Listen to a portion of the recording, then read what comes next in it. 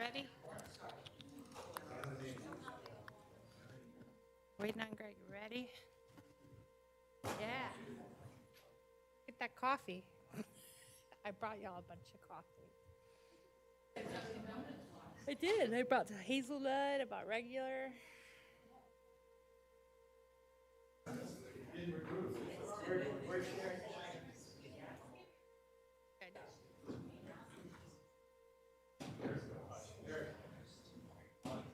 Gotta get it in between.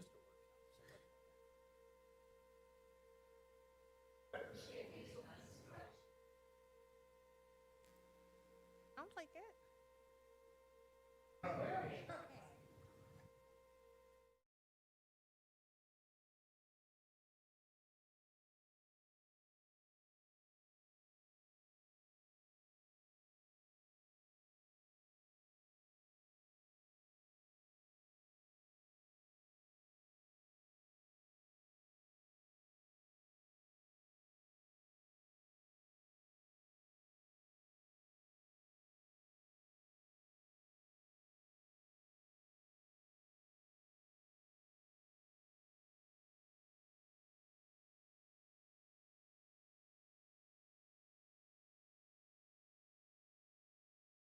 We're going to call this meeting to order. This is a workshop, Flagler County Board of County Commissioners. Today is Monday, August 18th, 2025, and it is 1:02 p.m. Please stand for the pledge.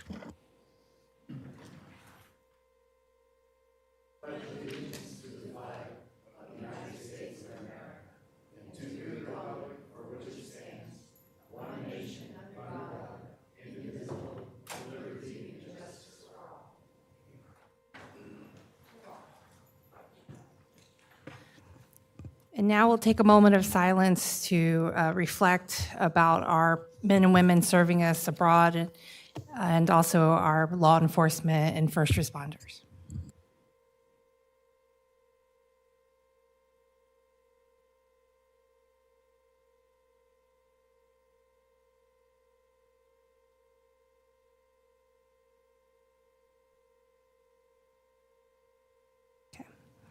We're going to go ahead and start out today. We're going to go right into item number 4, which is a property sale agreement with the trustees of the trust known as the Folk H. Peterson Charitable Foundation discussion. Ms. Petito? Good afternoon. We're actually going to hand it over to our legal department and land management to present.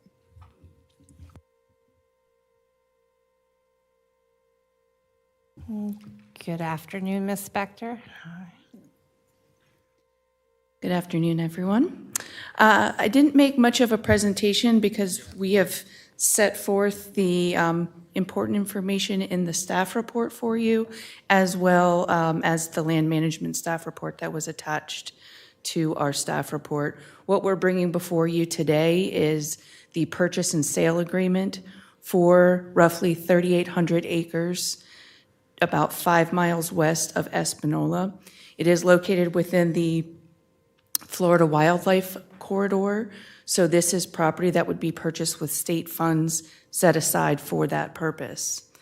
This property was originally acquired by Mr. Peterson, Folk H. Peterson, in 1958. It was held by Mr. Peterson until his death in 1988. And is held by the trusts that he had identified prior to his death. And I have today with me both Eric Revolta with Land Management, who can answer specific questions regarding the property, but I also have the attorney for the trusts that are here as well. Should you have any questions about the ownership of the property, and he's represented them for some time, so he has quite the knowledge about the history of the property. What we wanted to bring to your attention with regard to the purchase and sale agreement are 3 pretty important terms that we thought should be brought to your attention. The first is you will see that there is reserved oil, gas, and mineral reservation on the property. This was put into place before Mr. Peterson purchased the property. It was reserved on a previous conveyance, and that was held in 1950 and is in place for 49 years. I'm sorry, 99 years, so for another until 1949. not 1949, 2049, forgetting what century we're in. So until 2049.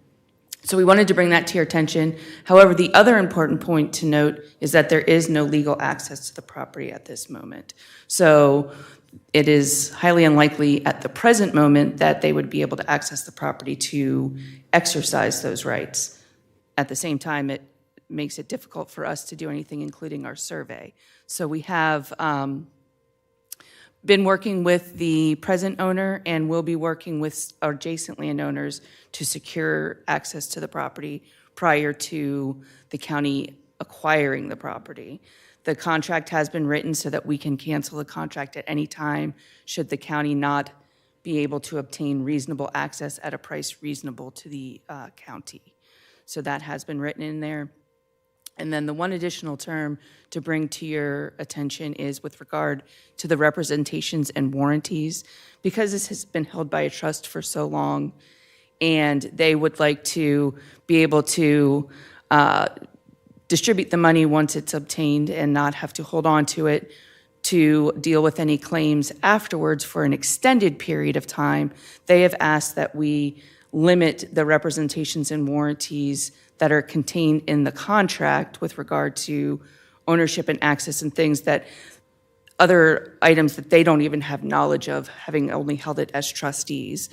They would like to limit that representation and warranty period to 6 months from the date of closing. So another reason why Mr. Dollinger is here is to answer any questions with regard to that or any of the other provisions that have been contained in the purchase and sale agreement. But that is what we have for you today. And if, like I said, if you have any questions specific to the land, Eric is here to answer those as well. Thank you so much. Any questions? Yeah, when I went over that, the one thing that stuck out to me was the access, the roads. Yes. So have we made any progress on that, or do we have an idea, a plan of how we will establish that? We, one of the major landholders surrounding the property is Radiant. So we're hopeful, having just done a transaction with them, that they'll be amenable to helping us with That's that. probably very good.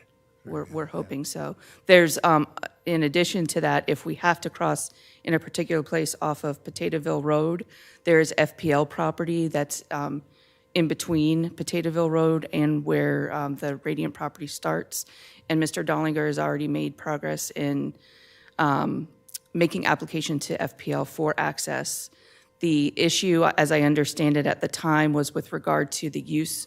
They weren't able to say what use the property would be put to, so FPL was somewhat hesitant, is my understanding.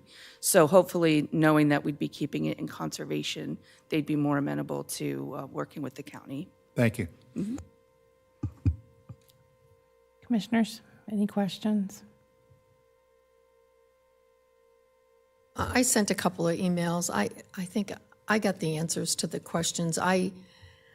My biggest concern is how it appraised at $6 million.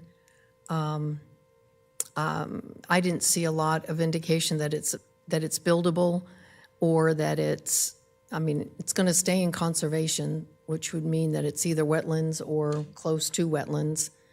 I would think that price would hold if it was able to be developed. I'm sure that 30 years, maybe 40 years from now, it might be at that level of being developed.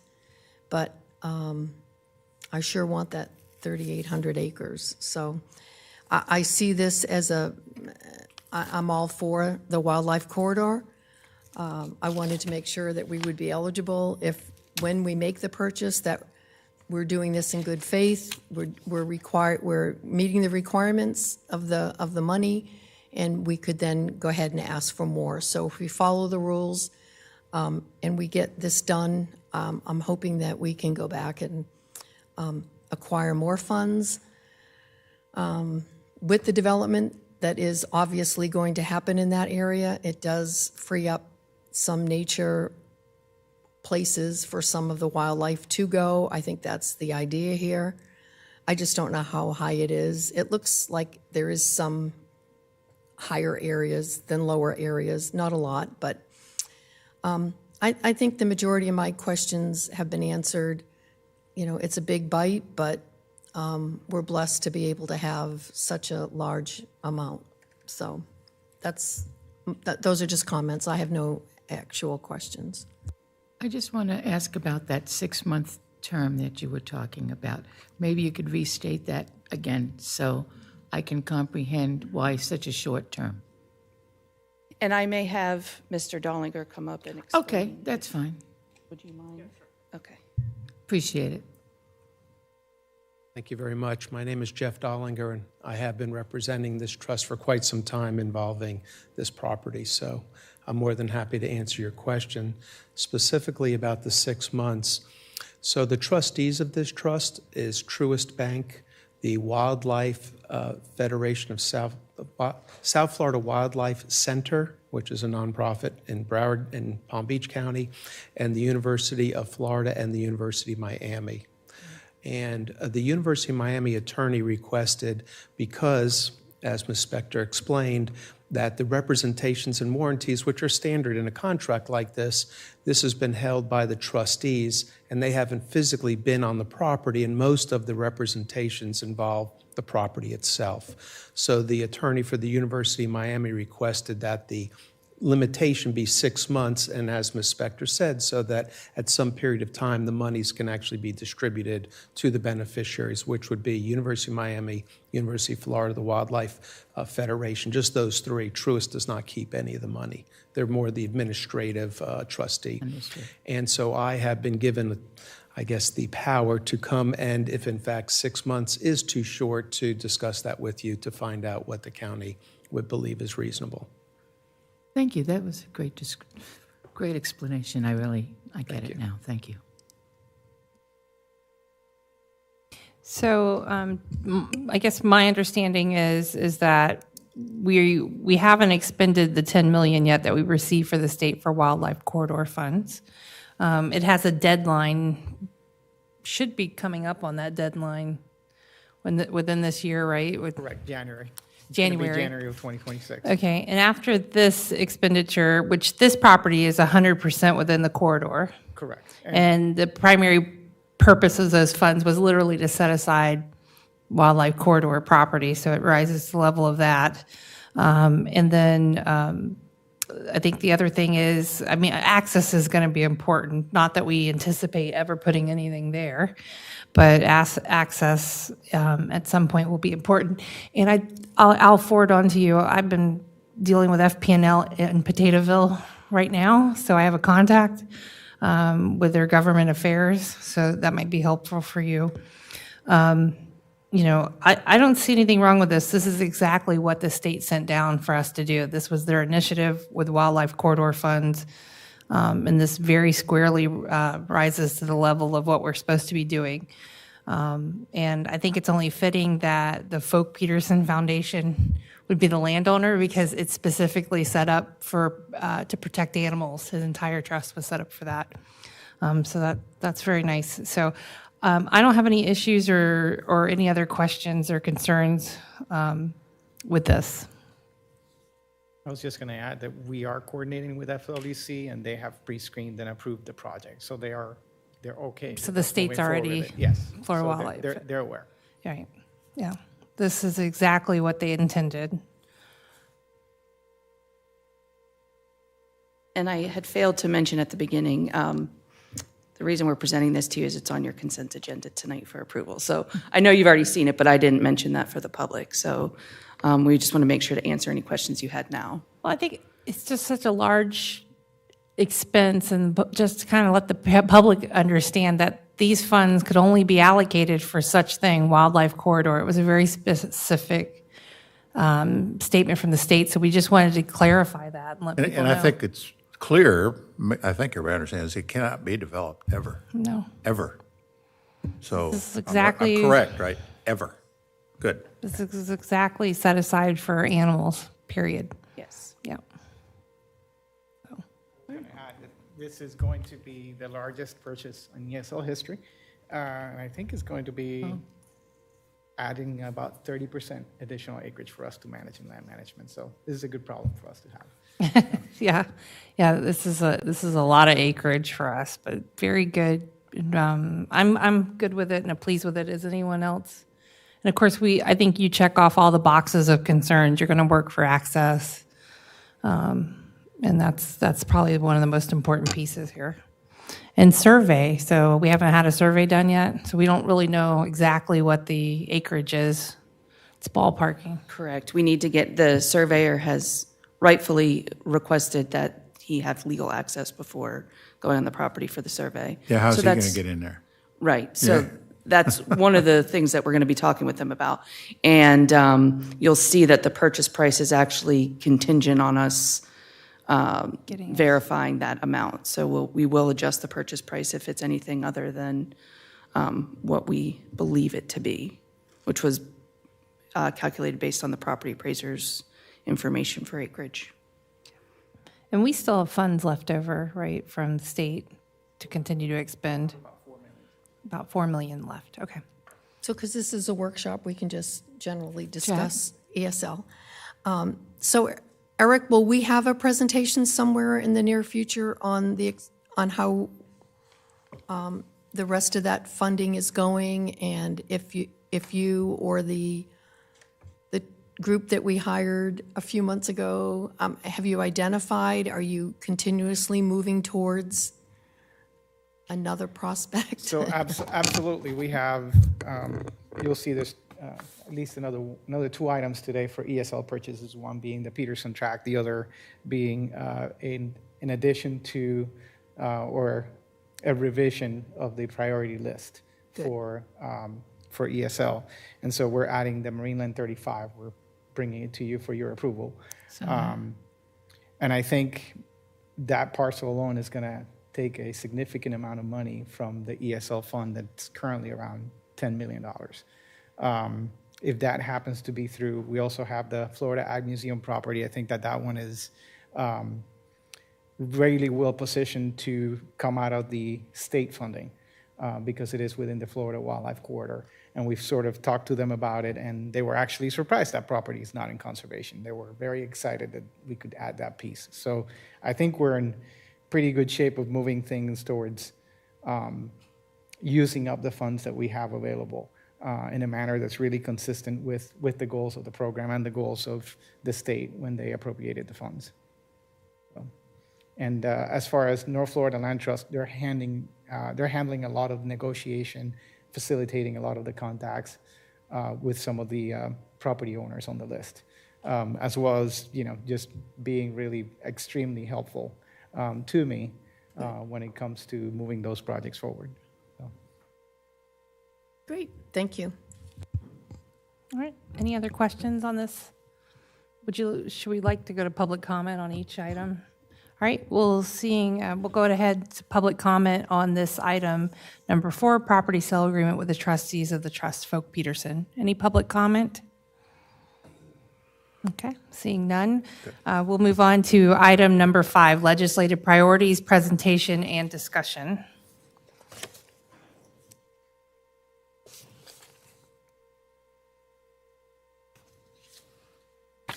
That's a big chunk of land.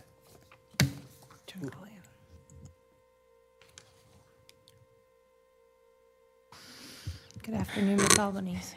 Good afternoon, Commissioners. Holly Albanese, Library Director, Legislative Liaison. This is a continuation of our last discussion on the legislative priorities, and I think that some of us have had our meetings with either Representative Greco or Senator Lee to kind of get to what it is that we could align our agenda with some of their priorities as well. And you may have some suggestions that maybe we haven't thought of as staff, but anyways, this is what we have. I'm going to give you what our suggested policy priorities for 26. I'm not going to go through them all. We've discussed many of these. I've added one, which is a policy position. We have, I believe, submitted something to FAC on this particular one. It has to do with Senate Bill 1622 that was approved and passed last session, and this has to do with the beaches.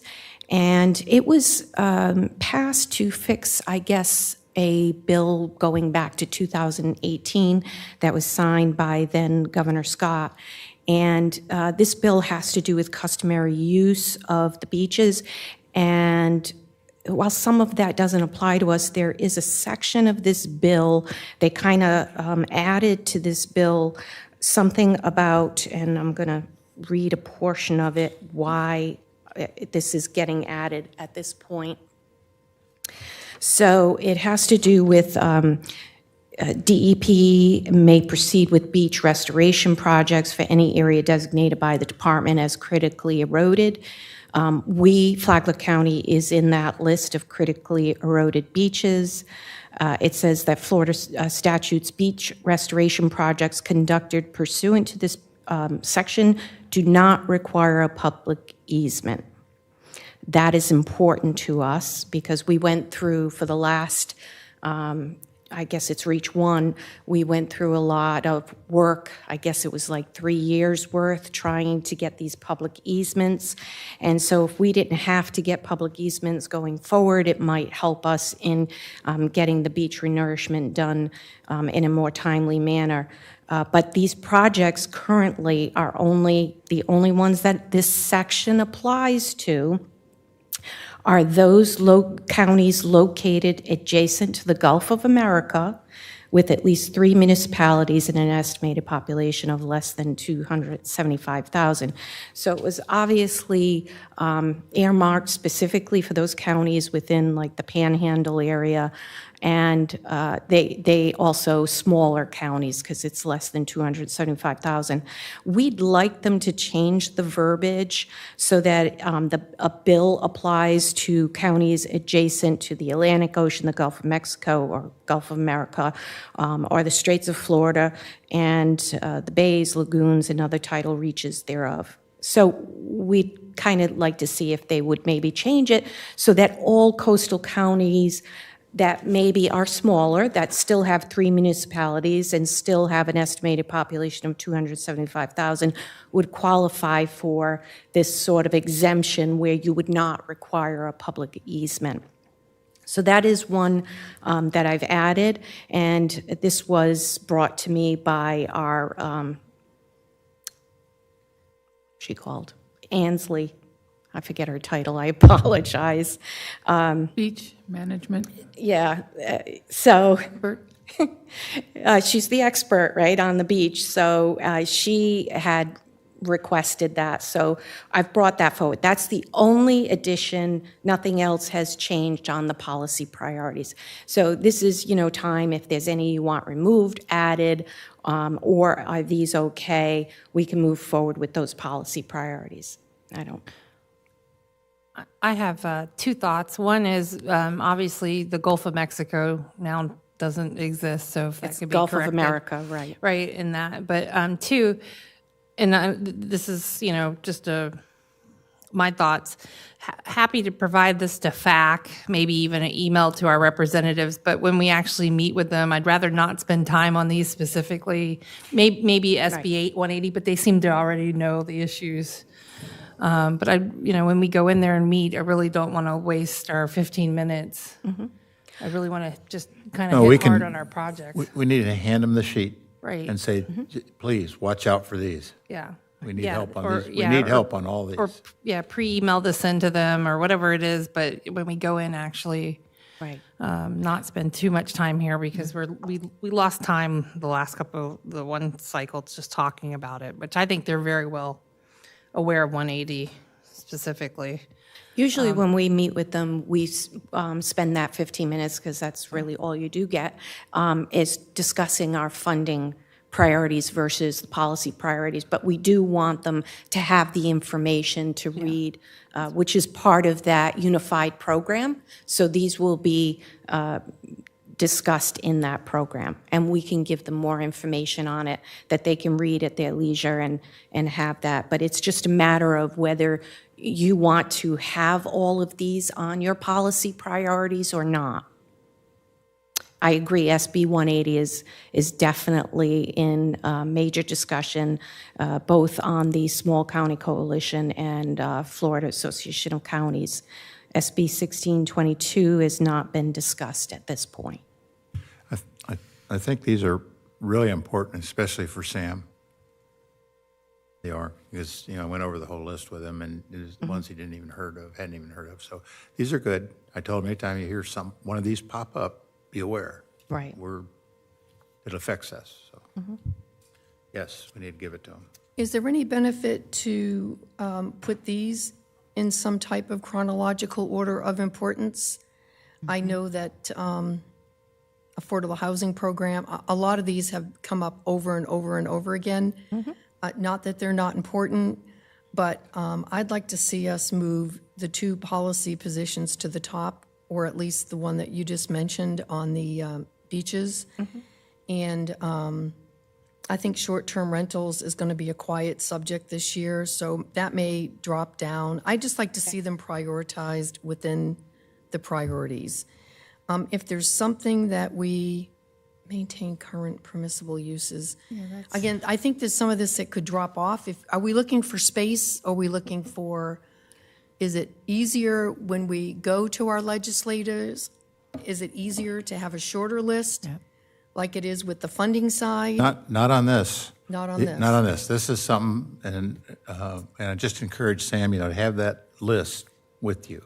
Okay. So if something comes up, legislation comes up, and it touches on one of these areas, then you should know, we're concerned. So everything on there is important, and we want Maybe just pull the Sam to policies. understand. I don't mind positions rearranging to the any way you top. want to It rearrange needs them. to be rearranged Yeah, as they a can priority rearrange list, them. our priority list Yeah. on their priority Yeah, list. any way on there matches is the fine. most. That's fine. Absolutely, whatever you want, Yeah. we can do. Just, let me know what order you want them in. I'll be glad to move them around. And if you want them numbered versus just bulleted, we can do that too. Or enhance the top 4. We And can, then if you'd like the top 4 to stand out Just more, to we be certainly bolder, can do maybe, that. Possibly. Would everybody think that's the right idea? And what's their, Again, I don't think so. They're all important. I agree with maybe rearranging them might help a little bit, but for Flagler County, every one of these is important. And if there's legislation that's going to hurt us in any of these areas, we want Sam and Tom Mr. Leak to understand that that's important to us. Yeah. So. When it comes to policy priorities, unfortunately, sometimes you don't know what's going to happen during session and don't what know. may come up. So it is important, even though you may not sit down and discuss it with them one-on-one, it is important for them to understand what. say remove it, I just meant Yeah, from yeah. our stronger policies, our larger demands. Sure. Our If- most desired demands. If you want us to move policy position like SB 180 and 1622 to the top, we can do that. Yeah, and then I would just The for beach renourishment. cleaning it up, the continue to support should be together and the maintains should Thank be you. together, Yes. just from reading. Yeah, that would look good. Instead of being scattered, it would be under those, like a headline of continue to support. Sure, we can do that. Yep, And our lobbyists they have this, so they know also. They know. sure. Okay, The policy positions to the top and just group the others. okay. Absolutely. Not beach renourishment on the top? There's going to be a policy at the top. Okay, that's what I wanted to hear. So, do you want the SB 180 first before 1622? Because you seem to want an order to this, so. They're fine. They're both, the way they are. yeah, they're both important, so. Okay, sure. All right. So when I come back on the first meeting in September for the workshop, I'll have this rearranged and fixed for you. Perfect. Okay. Thank you. Yeah. All right, so the next one are suggested funding priorities, and these are based on, again, as we said, we were going to meet with Representative Greco and Senator Leak and see if we couldn't find some priorities that would align with them. And I know Senator Leak mentioned infrastructure. He was big with the infrastructure. And Representative Greco also reiterated infrastructure, but he also then stipulated that he would like to see some storm resiliency. I guess resiliency was a big term last year, and specifically storm resiliency. So the ones that I'm providing are just ones that we've had in the past and may refer to some of that, whether it's resiliency or infrastructure. But they're all things that we've somewhat looked at in the past. There's one new one. So this is the FGUA. I know that FGUA is in the process of requesting a grant. I think I mentioned that last time, that they have requested $17 million through the Clean Water Act through DEP. So that's for wastewater, so they're looking for a septic to sewer conversion project, which is a large portion of what we originally, because we were trying to go for water and wastewater a couple of years ago. So now we're looking to just do the water portion. Unfortunately, the total for water will be a little over 10 million, so we were thinking of a phased approach. I am going to be having a Teams meeting tomorrow with Scott Towler from FGUA. So we're going to go over this in more depth as far as what that looks like. But I'm estimating maybe a request of $5 million if this is what you want to move forward with. But this would just be for expansion of water in the same area where they're doing the septic to sewer conversion. So it would be in the same area. It's just they're doing the wastewater. We would do the water as a partnership with them. So So what would be our match, Holly? well, we would probably try to use their $17 million grant because we don't have a match at this time. So we would try to use that FGUA is, we're in a public-private partnership. okay. And they are requesting the $17 million in a grant. And so this would help towards that Okay. infrastructure for that section.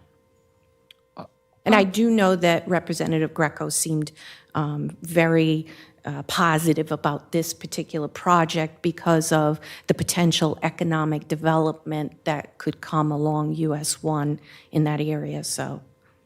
When we present these, can we have a map that highlights what we believe the area would cover and the proximity to the Volusia line? Right. As soon as I have that meeting with Scott, I'll have more, details. We have that and- map if we end up taking this. Absolutely. We can definitely have that map. Again, I haven't had that meeting, so it's hard to really give you, I know it's in the Favoretta area. There's 40-something homes that are currently on septics. So we're trying to move them over from septic to sewer, and that's where a portion of that 17 million comes in. As I said, they have requested the grant, so. So do we have an impact statement when we present these? We'll also have an impact statement? Yes. Okay.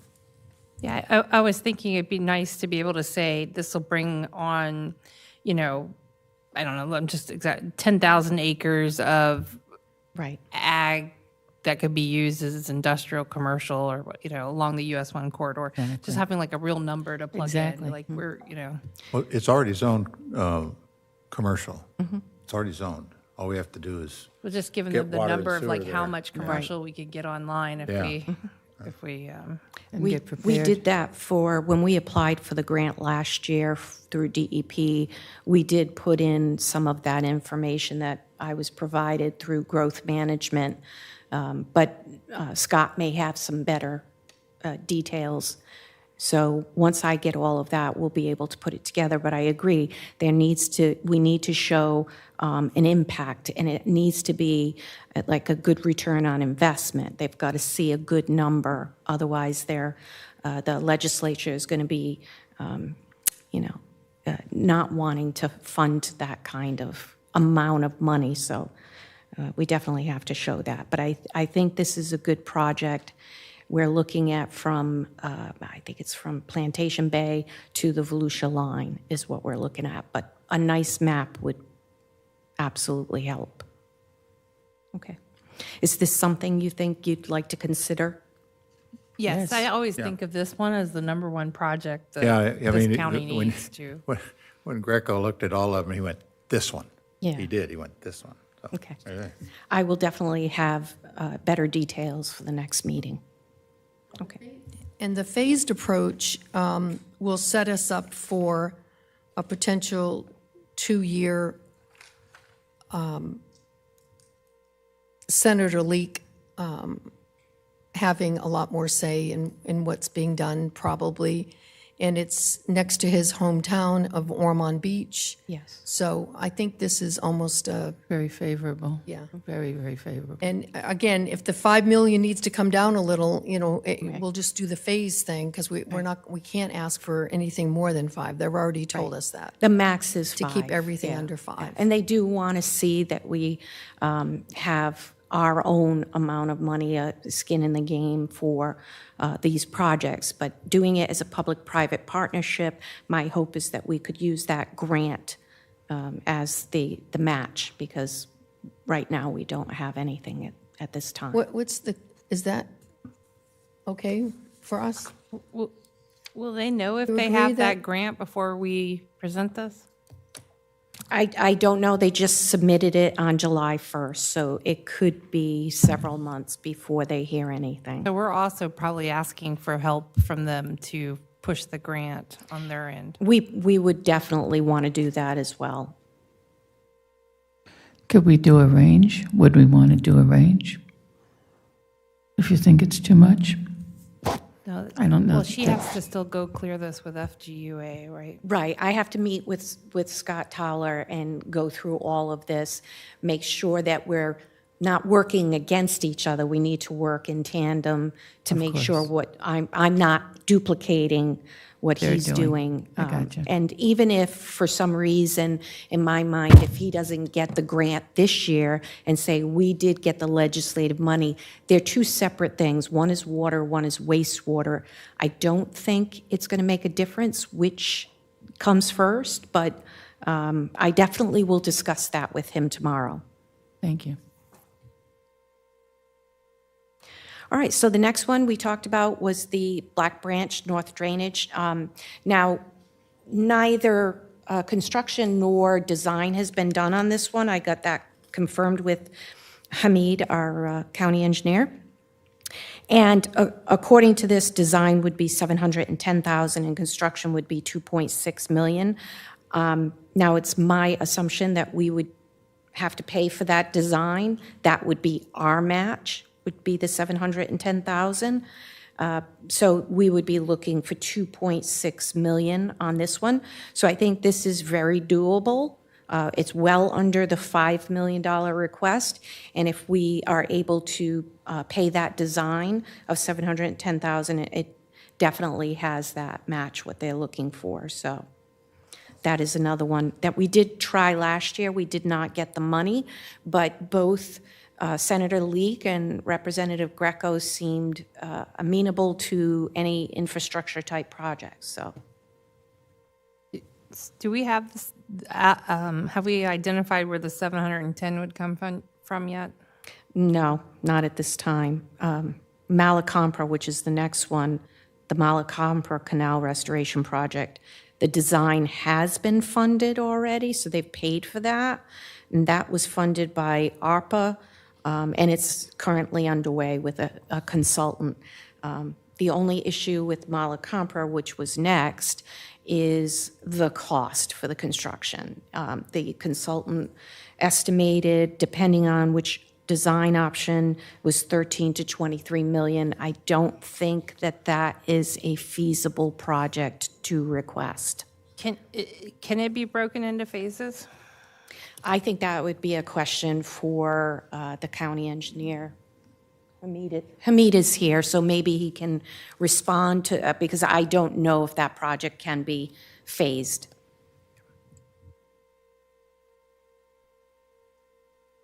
Hello, sir. Good afternoon, ma'am. What was the question? I didn't get it. On the Malacompra project, the canal restoration, right now you're estimating 13 million to 23 million for construction. Can that be broken into phased work? So like if we wanted to take this to Tallahassee in 4 phases or 2 phases to lessen the ask amount, could that be done on this project? Anything can be done. And the thing is that the project, although it's still in the conceptual phase, we are just beginning to get into the design final design of this. It has three components to it. First is to deepen the canal. Also, as far as the cross section of the canal, there are a couple of options. One is a trapezoidal V section type. One, we are looking at a two-level U section with walls, the concrete walls, that would minimize the width of the canal. If we want to have a V section, it's going to be like 70 feet wide, getting to the south side of the canal, impacting wetlands and cutting trees and things of that nature. What we want to do is to increase the capacity of the canal. In addition, the project requires replacement of the box culvert under A1A. So with having the walls, concrete walls, which requires barriers on the side, on the Malcomper side, and on the south side, because we have a trail there, because of the drop-off there, right now we are looking at requiring a railing. So with that, the cost is, again, is very high level conceptual. It's over $20 million for all of that. If we have the V section, 13 million or so. So you could say we want to first do the widening of the canal and then do the box culvert under A1A in a different phase, another phase. So that could work, but it is not going to give you the full benefit of what Right. you're looking at. And so I guess my next question is, if we were to break it into phases and one of them got funded, and it was many years for the next one got funded, would that be almost, would that first phase that we did need attention? I mean, like, should they come together, or are they two, is there a way to break it up to where it may be 10 years or 5 years before the next phase is done? Is that an impact, harmful impact of phase one, that phase two doesn't get done right away? I mean, I'm asking, is the ask, if you only got part? Yeah. You know what I mean? Is there anything there that's going to help? Yeah, if I got partial funding, Yeah. first I would replace the box culvert because that's the bottleneck right now. Okay. What's the cost of that? Do you have an idea of the cost? The cost of the box culvert right now is about $6 million. Again, we just got these One that goes under initial A1A. cost estimates. Yeah. And Right now, it's a small pipe, and that actually does stop Malacompa Canal from draining. okay. That would be a good project. Okay. And what was the design that we paid out of ARPA? How much was that for match? It was about $500,000 Okay. was Not paid really out half of Not a ARPA. match for them, but I gotcha. Okay. And they don't take care of the A1A culvert? The state? I guess not, huh? That would be another effort that we would want to coordinate with DOT and have them participate financially. But it's our response, financially, I see. Yeah, to pay for, because it's under A1A, which is their system. And the drainage aspect of it is the county's responsibility. So Interesting. we could seek funding participation from DOT. Well, that brings up a question. Could we pay FDOT if suppose we got $3 million and the whole price, FDOT's price was $6 million? Would they accept a check? Could we pay for part of it? That we pay them for Pay them? replacing Yeah. the, We could offset their cost, maybe? yeah, we, I mean, if we got FDOT to buy in on this, there's money in the pot right there. There's them paying half yeah. or whatever.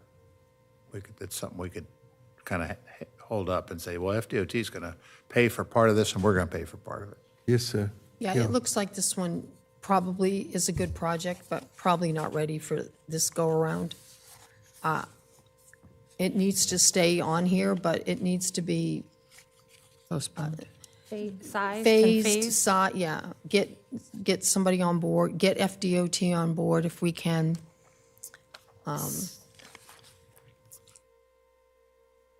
And the ask or the match should be more than 500,000, I would think. I didn't say where it was coming from, I just said I thought.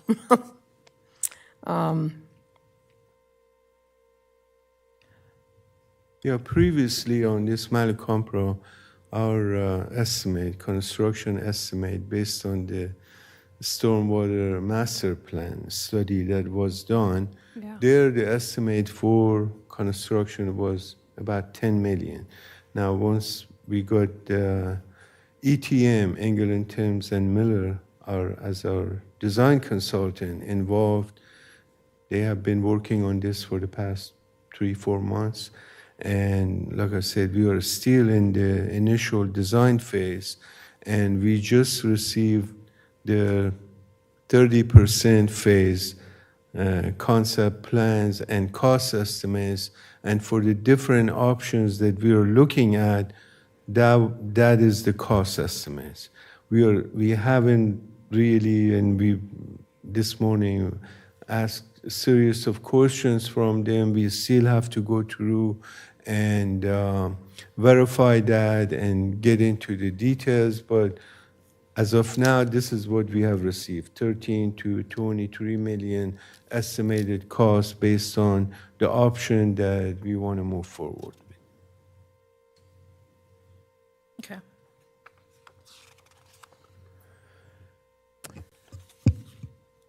Mr. Hanson, your thoughts? I know this is we've at least I've been here 3 years. We've been trying to push this forward, but it Yeah, well, you seems to can change, see so- from the picture where Yeah. there were 5 spots that caved in. And it's pretty serious. You can see how close they had to reinforce it to the road. It was pretty scary there for a while. But I like the idea of getting the under A1A done, getting that, that piece of it, getting that done. I think that would alleviate some of the pressure on the system. But this is something we have to do, and it's going to be very expensive. So I don't think we're there yet on this one to ask. I think it probably needs to be in our capital improvement program and funded somehow in the out year. Anyone else? Thoughts? No? There is more money this year in stormwater through DEP, so we might be able to apply for some stormwater projects. Yes, even on Black Branch, you could instead request the design money only and then apply for the grant for construction. So there's an option there. So you're showing them that you're going for a grant, which 2.6 million is a bigger match, we'll say, to the 710,000 for design. So, I mean, that is an option there. Or you can find the 710,000 for the design and then ask them for the 2.6 million for construction on this particular project. Okay. And then before we rank them or decide, there's one more project listed. Yes, there is one more. This was brought to me late last week. Jonathan Lord, the EM director, had requested, and I do know that Representative Greco mentioned storm resiliency, and I think this would fall right in line with that. And he wanted 2 staging sites, and based on the work that needed to be done, I spoke to Mike Dixon, the General Services Director, and he indicated, so our match would be in kind work. And the cost for that would be $126,000 per location. That would be in kind, so it would be our staff and our employees doing the work, but it would equate to basically $126,000 per location. So the total cost without us doing the work is $800,000. We're requesting $548,000 from the legislature, with our match being the $250,000. So this will go at the, where we're building the new fire department out at 305. Yes. And the red barn, or red roof inn, or whatever they call it these days.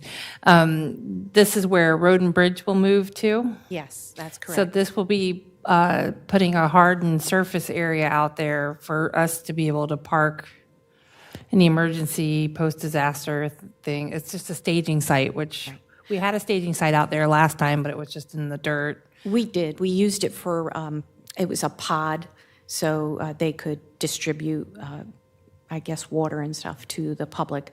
And as you can see from the picture, it's gravel right now, so they'd like to make it a hard surface.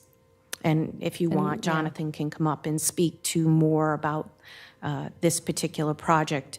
He does have another site selected as well.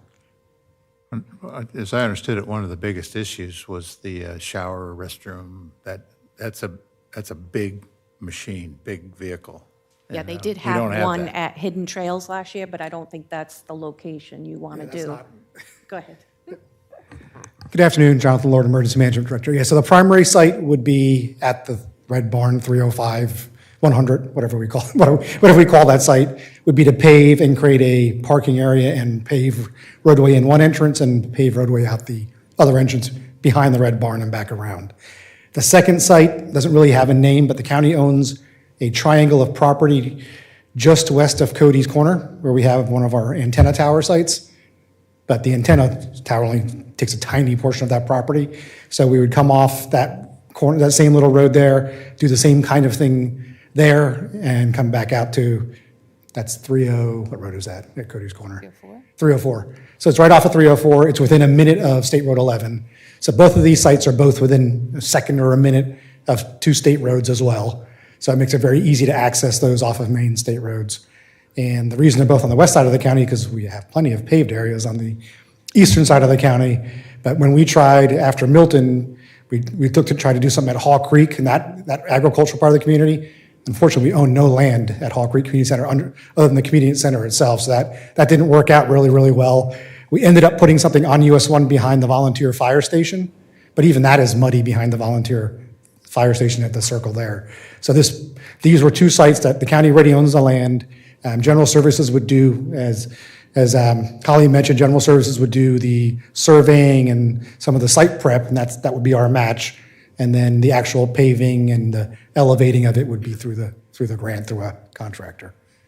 I have a quick question. It's an aside thought. Have we communicated with the residents that reside around that community, that spot, our piece of land? Because it would bring a large amount of traffic and coming and goings. I don't know where the residences are in location to where our tower is. By Cody's Corner, I mean, it would only bring a lot of traffic during a disaster and would be particularly helping serve that community. We haven't asked the residents particularly. There aren't a lot out there in the first place. That's what I was looking at. There are very, very few. Okay. It's still some of our There's only agricultural area. There's only farms around the Red Barn here, but Right. then I think the good part is, one, you'll finally have an official staging site Yes. off 100 and US 1. But the other thing with this is that you'll be able to use it year-round, because we're For going to other be stuff, yep. relocating out there for Road and Bridge. And plus, the state every year asks counties, do you have any of these sites? Because sometimes, even if we're not impacted, the state is looking for intermediary places to stage things. So if we have this site that's not being used, if the state helped fund it, then we would say, of course, you could use this site too. If 3 counties to the south of us were impacted, but we weren't, there could be an intermediary stop for them to stage things. Unlikely, because they would probably come down I-95 anyway, but sometimes things come from the center of the state, would come down 100, depending on what the state's deploying. I think that would also address people in Pearson too, because a lot of them, Andalusia and all those areas. Yep, I think it would help easily. That's why I was wondering about the communities around it, if we could. Yeah, and I mean, the most populous community near the 305 and 100 site is obviously Daytona North. At one point in time, I think actually I spoke when after Milton, I had mentioned to you all about my utopian world would be to somehow pave the road through hidden trails.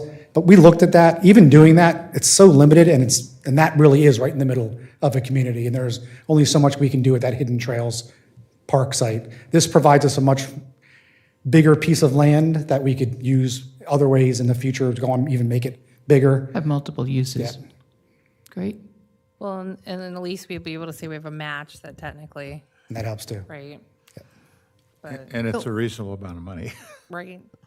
So on the second site, which is the one near 11, Yes. Yeah. do you see people from Flagler North going there? Or would it Yeah. only serve that area? It would primarily serve the agricultural area, but it's also not that far from US 1. So it actually give us a staging site off of US 1. Okay. But it also give a quick shot down 11 heading towards 40 as well. Okay. It's a much smaller immediate population that would be served, but again, it's land that we already have that I'm assuming the county's never going to get rid of because we have a very expensive radio tower sitting on it that we can't give up. Jonathan, does the 548 get both sites? Yes. Oh, good. It's a little bit of, ultimately, it's a little bit of elevation because it's all swampy land now. A little bit of elevation with base material and then asphalt on top. Thank you. Thank you. Okay. I like it.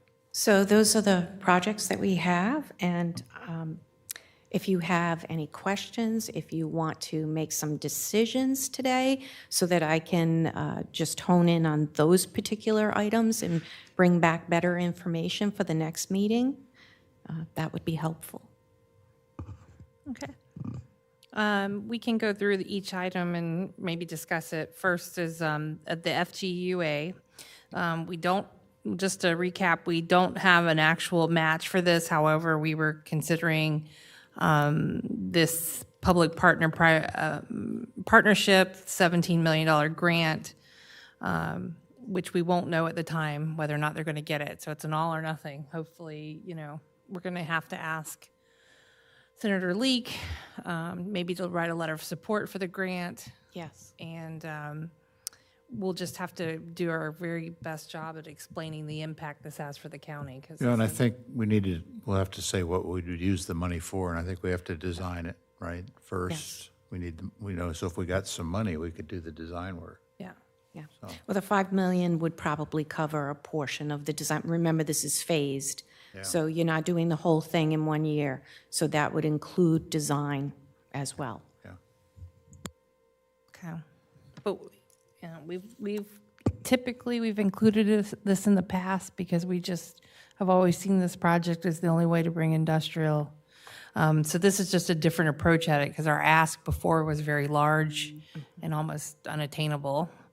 So this is one of the things when speaking with Representative Greco, he said, if you could just phase it or bring it down into manageable numbers, we can work with it better. So. I know for sure the water's going to be well over 10 million. If I recall correctly, the first time we did it, the water portion was like 10.3 million alone. So I think we're going to be over 10 million. So phasing it at 5 million each and doing it in 2 phases is probably more doable.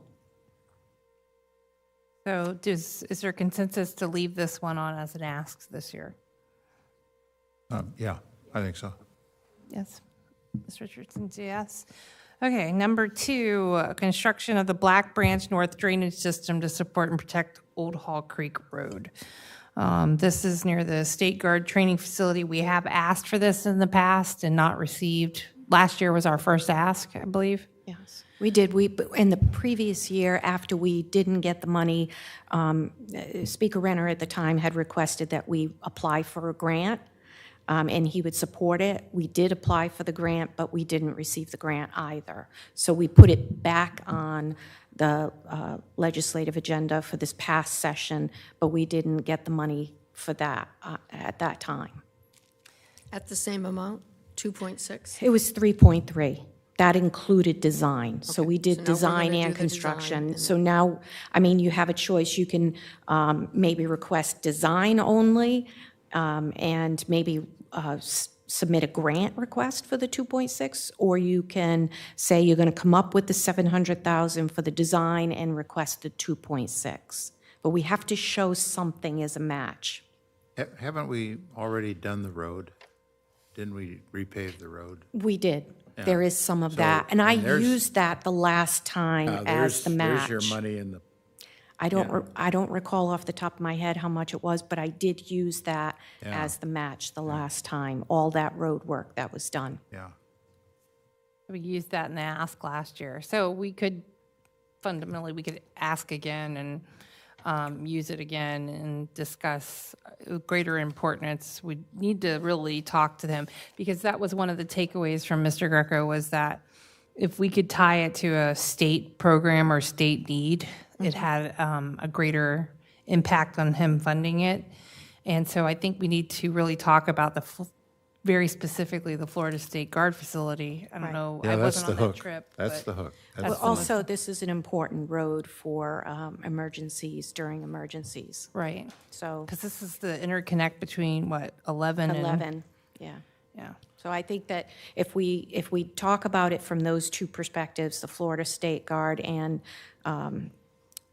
for evacuation purposes, we probably will have a good case. Now, you still, do we want to ask for the full 3.3 because we're going to use the road as what we did as the match? Or do we want to just ask for the 2.6 and include the design and the road as our match? Yeah, this is just my personal is, we can list that we paved the road as part of the match. We still need to come up with 7 and 10 in addition to the 2.6. If we know we get this funding, we're doing budgeting next year, would we want to commit our board now to a $710,000 design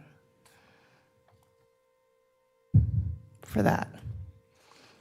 It would be only if we know that we receive the money. we received the money and we'd be getting this done. I don't think it's unreasonable, but you know, you tell me. It's not that far out of line if indeed we do get the funding. Well, we've done so much work out there. We've paved the road, state guards coming in, SMA's coming in. Yes. You know, this would be I think one of the last, go ahead. Yes, that'd be great. If it would help, the project includes the construction of the stormwater pond. The site of the facility is owned by the county, so that property could be used as a match, if that's the So we can give land. the We're still going to land be is short the owned. 710. Yeah. The land is owned by the county Okay. for the So pond, we'll be which is on the east side of the Old Hawk Creek.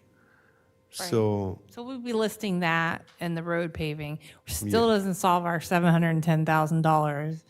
But what we could do is we could commit to the stormwater project for 26, 27 funding in our budget if we get this. And then we'll be done with that area, right? We'll be done with, yeah, Hawk Creek. that would also include replacing the pipe under Old Hawk Creek. So there's two components to that. these will be coming back one final time, and maybe Mr. Dance will be here. And there'll probably be more activity out there too once they're here, so it's so.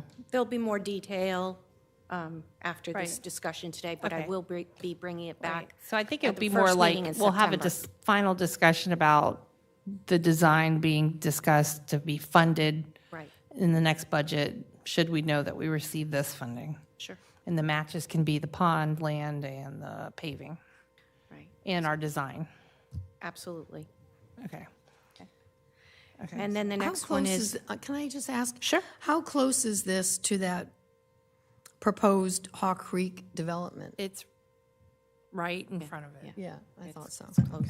This is So- important in so many different ways. Right, so That's needs it to would be put in something this we would year. have to protect during that as well, if and when that This gets all off the needs to ground. be in writing, you know, when we Yep. do the house form, it's got to all be in there, and So definitely more detail. And I mean, I think we could state that there's a proposed development in the area. Yeah, I don't 'cause think we have to they- tie into The it. state reviewed that development, so we'll have to specifically call out Yeah. that that's also part of it, Sure, which is new to this project, new information. absolutely. All right. Okay. So then the next one is Malacompra. Yeah, I think you kind of discussed it, and what I heard was we're not ready for prime time on this one. We're not Just ready, as but long we as- shouldn't not be ready next year. I mean, I think that it's Yeah. a very important project. Yeah, all everything from Sea Colony drains into this. Right. So Maybe we could do the phased approach It's like important. we were I talking think about? that, yeah, engineering needs to work on a phased piece for this, whether it be 2 phases or, because you want to make sure the timing is right, that we're not doing something and then, let's say 5, we're not going to be able to fund the other half for 5 or 10 years, which negates the first that we got phased. Sure. And then it sounds like you have some takeaways with FDOT, some discussion to be had Yeah. regarding the, Might be able to seek some funding through FDOT and possibly a grant request, again, because there is money, they've put money specifically, the legislature this past session, into stormwater projects. yeah. So that's a possibility. That's good. And we can apply this year and see where it goes, so that next year you may not even have to worry about seeking legislative funding if we are able to get the grant. Okay, and the last one is the disaster resilience staging sites, which is a total of 548. I think that's a great necessity, severe necessity for a long-term time. It'll serve us a long time for the value of the funds. That's my yeah, opinion. I'm I good just with like this it one. because it's a small number. I love a small I number. love a I small love number. a small number, but it's I'm in agreement. I think the smaller huge numbers are easier to opportunity get to through. take a step towards, yeah. Well, no, this is needed. This is one of those things, and it's a future-looking thing. I mean, you have to have staging sites, Yep. right? And so it's just a needed thing, so period, regardless of where they're at. I'm sure there'll be more that will eventually, you'll have to have more staging sites over on the east side, too. So that's 3 projects that I'll be bringing back next time. Do you have anything that you would like to add personally to the list? Is there anything? I don't have anything. My takeaway was there's going to be less money this year. He was specific about infrastructure, storm resiliency. If you're going to do infrastructure, talk up evacuation route or state importance for it. They did say that they thought that there will be an agricultural renaissance. Remember, that was going to be like the big thing, but then it kind of just went away. They do think that might come back. You might tie this into agricultural renaissance somehow, explaining where this, play up, or, how important this is to not just rural, but ag. And then he wanted 5 million or less, need to see a match. And then he did kind of say, maybe not what we've submitted previously, just because they tried really hard on some of those projects and they went to the top, like with the tourism. They tried really hard and couldn't get it done at the top level. So, Right. but that's getting funded outside. But that was the only project that actually made it to the budget. Out of the 4 projects we submitted, it was the only one. So I don't think if we go forward with the Black Branch, that would be a No, problem. I think it's just all in how we explain them. Madam Chairman, if I may, Yes, sir.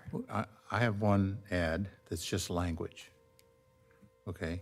But I would like Mr. Eckert to come up here and give us the details on it, because it would be one of those that doesn't cost anything, Got it. and it will help us with the beach. So I'm not sure whether this, Dave Eckert, Kelly does, sir, whether it has a Senate bill or House bill number to it yet, but over the years, Flagler County has been disadvantaged based upon the wording of 161. And 161 provides coastal construction control line and all aspects of management of the shoreline. And we have critically eroded beach designation in a lot of the areas of Flagler County, but that is only one path to 50% funding from the state. Another path is to achieve a strategic beach management plan status with FDEP. FDEP is only required to do that when critically eroded beaches deteriorated, but it's not our intention north of Varn Park, where we've sought a critically eroded beach designation there. But with the planning that's taking place in the emergency repairs, we repair those areas and have so from Matthew. And when we repair those, we prevent the triggering of critically eroded beach. Under the procedures that FDB uses to achieve critically eroded, they have an internal list from a regulatory or a rule standpoint that they use. But by adding just a few sentences to 161, and I can point out the paragraphs of that in doing this, but I'd like to work with legal and also engineering because we submitted a 106-page document applying for critically eroded beach designation throughout the county. And I think it would be very important for us to achieve that north of Varn Park up to approximately Washington Oak State Park. And it's a great project for Leak and Greco to get involved in relative to the wording changes on this. So I would like to include in the regulatory, the first section that you provided, wording changes sponsored by us that is surely tailored to Flagler County's situation, but would also apply to other counties, and to have that enter the legislative session this fall for the January and February time frame. So if you don't mind, I would like to propose that wording soon, so that it gets in soon, gets on their target, so that we don't wait till November where they just show up for the legislative session here in this room without some pre-work being done on that. And so I can provide that to you. Did you want anything more specific? No, that's good. I just want to explain why that's important. That I met with FDEP up over in Tallahassee, and I was trying to get critically eroded beach designation for several of our beaches, and they said, well, why? What makes you think they're critically eroded? And I said, well, the beach is gone, and the dune is gone. And they went, well, that's not enough. They have this template, and that's not enough, just because it's gone. So what Dave and I have been discussing is we ought to change that verbiage so that DEP can designate them as critically eroded, because it makes a difference with FEMA, makes a difference with the state. It's just a whole different ballgame if it's designated as critically eroded. Yeah, you can choose the lobbyist path, which we've used several times, and it's not worked. So the way to do that is to put it into legislative wording so that it takes the latitude away from FDEP, Right. so that we can meet the criteria, because the criteria is specifically stated. Yeah. Anyway, I thought it might be a worthwhile, since it's just a language change, that maybe it was something we could tackle. I'm going to mention the SB 1622, which was on beaches. This had to do, and it talks about 161 in it. And our beaches are considered critically eroded, because there is a report that this refers to, and in the report, Flagler County is included in that. So I'm not sure.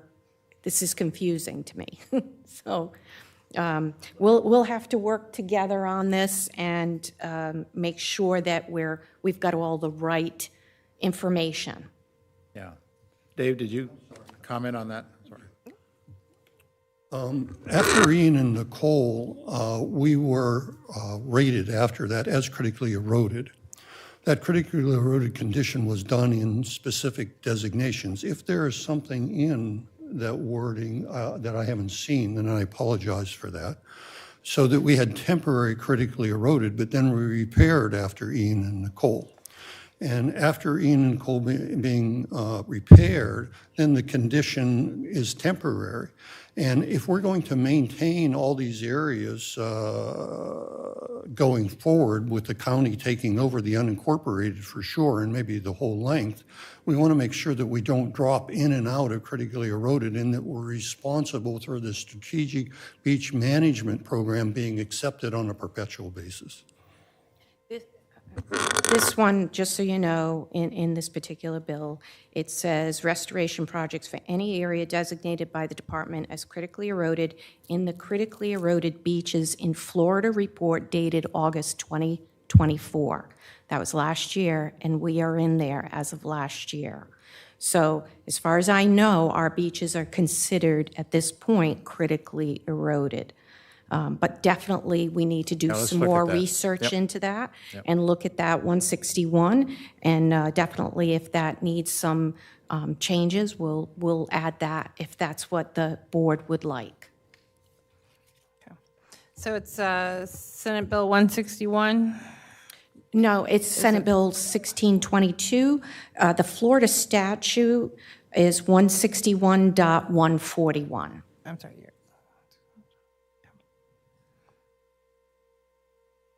You said 1642? 1622. 22, thank you. Yes. Okay. SB So, 1622. looking for just consensus to allow that to be a takeaway for engineering and legal to review for us to present, or if you'll bring back their findings and for when we discuss legislative priorities next time, and then we can Yeah. confirm. I'd like to do that. If it's worthwhile, if we can make a change, if we need to. We can just- confirm that we'll push it forward. If we confirm there's a change needed, we'll Okay. get that verbiage together and we'll include it in those policy Super. positions. That's Is that great. good? That's great. Thank you. Okay, all right. I think we're good on the 2026, no. We're going to do, just Okay. quickly, NEFRC, because that has to come up actually almost at the same time. What we normally do for NEFRC, that's the Northeast Florida Regional Council, because there's 7 counties, so we look at regional issues, so issues that affect all 7 counties, and that's usually what we put forward. So they're very similar every year. And what NEFRC will do is they review everything that every county has submitted, and then they meet as a board and they decide out of those what they want to push forward and support on a regional basis. So as you can see, 2025, the 4 that are listed there, that's what we requested. And 2026 are my suggested NEFRC priorities. But of course, anything that's not here, absolutely would be happy to add, but these are the ones that I suggested because transportation disadvantage program is important to all counties. Cybersecurity is important to all counties. Scrap and SCOP, which are mostly the smaller counties, but for the most part, thinking about the regional counties, a lot of them are smaller counties. I think Duval is not, St. John's is not. I don't think we have the details yet, Hamid, but there's been a change to scrap and SCOP for us, I believe. Yes. Where we may need a match going forward. Yeah, Hamid did send that information to me, that it's Yeah. like 25% on the That's going to scrap. change things for us. Yep.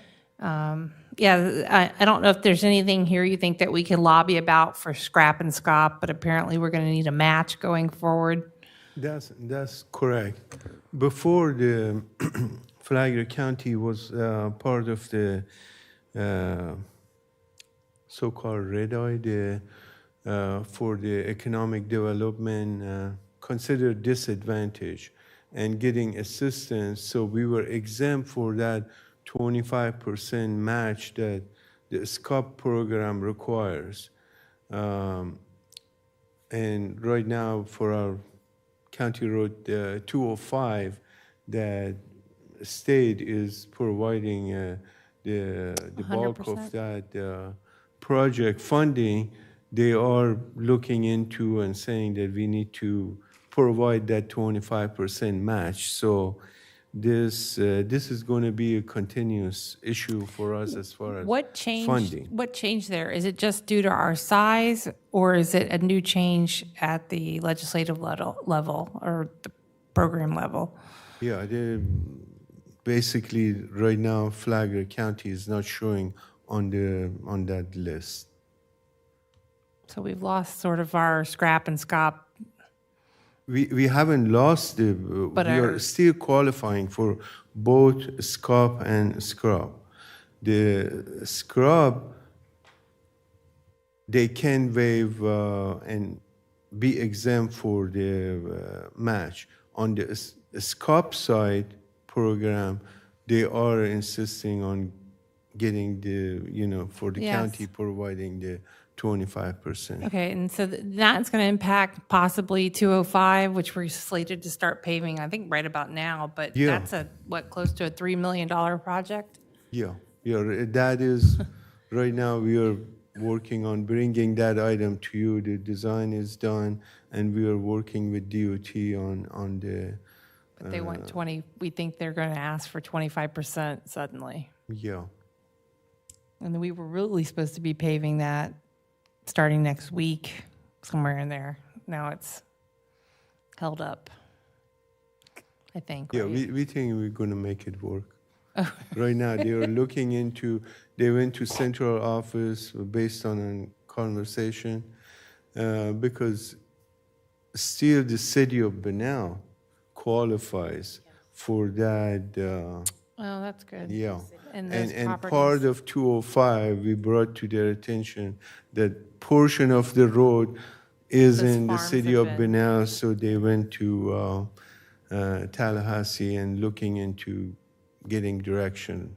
Right, but going forward, future Scott projects will need 25%, which Yeah. changes a lot for us, because, Yeah, yeah, okay. That's something for us to start thinking about, because we're going to need absolutely, yeah, to talk for our about funding for infrastructure. to match, Yeah, because we get that every year, yeah, those Scott, okay, thank you. thank you. I do know that because this has been an issue, and we've brought it up to, in the past, Senator Hudson and Speaker Renner at the time, and they have changed some of the population levels, so SCOP went up to 200,000. Scrap, their population levels are based on a 1990 census, so that's why we still qualify. But yeah, that 20, and it's always 75%, but that 25% is kind of extra for those disadvantaged. We don't qualify under that. And I do know that the state has requested review of the population levels, and I do know that there was a recommendation from the committee that was reviewing the scrap and SCOP programs to make some changes, one of which included the population levels. So I think we may see something positive come down this year, but I'm not positive. It's certainly something that we can bring to Representative Greco and Senator Leaks, bring it to their attention And Small County Coalition is, as well. yeah, Right. they're and well, working on that. I think maybe that bullet changes, it not just says increase financial support, but also talks about the size that, Right. little within, Sure. within the unincorporated. Okay. So these are the ones I suggested, but of course, you don't have to pick any of them. You can pick a couple of them, you can pick all of them, or something different. It's really the board's call, what you'd like to push forward on a regional basis, because then any FRC will take whatever it is that they adopt as their priorities, and they will pursue those at the state level. Okay, the SB 180 fixes, I think, had met as a board, and we were going to have the takeaway for Sean and legal to look at 180 and how it impacts us. We haven't gotten anything back yet. This Right. is, the information that you see here is what we received from Sean. Okay, so Yes. this is from Sean. Okay. Yes, right. Okay. And those were his recommendations to adjust that. Now, other counties may have other recommendations. Yeah. I'm gonna, there is a commissioner out of the Deltona area that has been very public on 180. She had called for a class action suit by all counties. She's got a great list, so I may forward that on for the commission, and we can come back with maybe some takeaways from that, because she's got some things that maybe we didn't think about. So I'll send that to the legal and administration to look at, and we can maybe have it for the final. Yeah, she wants us to refuse to comply. Yeah, period. Well, Period. there's a lot of Refuse counties to now comply. refusing to comply. It's Yeah. not necessarily like unheard of, because, they don't really define what the burden, I mean, it's not vague, clearly, and it's it's very very vague. vague, so intentionally. You don't have to make a decision on these today, but I will need a decision at the next meeting, the first meeting in September. So it's Sure. Food for thought to think about what you want to go forward with on these priorities as well. These are due by September 20th, Okay. so I don't I will have have a lot that of list time out in there. this week that they sent out. Just, it'd be good for the other commissioners and legal to take a look at it. Thank you. Would anyone like to see anything else added to that? No. I think so. All right. Thank you. All right. Ms. Albanese. Thank you. I will open item number 5, legislative priorities, presentation and discussion, up for public comment. Would anybody like to wish to comment? Mr. Hamilton?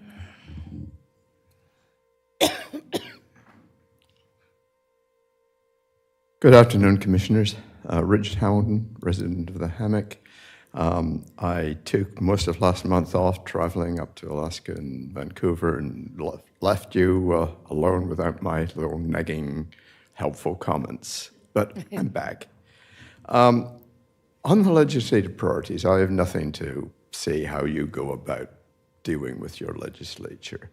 I was surprised because looking at next year, obviously it's going to be a difficult year. It's also an election year. And I don't know what's happened to this proposal that your property taxes should be replaced by sales taxes and things. And you're not making any mention of that. Maybe it's just something we better not mention. But three little things. Beach renourishment.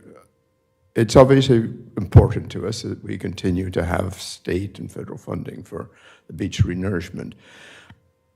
I think the wording should include something like coastal defense. It's beach renourishment and coastal defense, because beach renourishment is not the answer in all areas.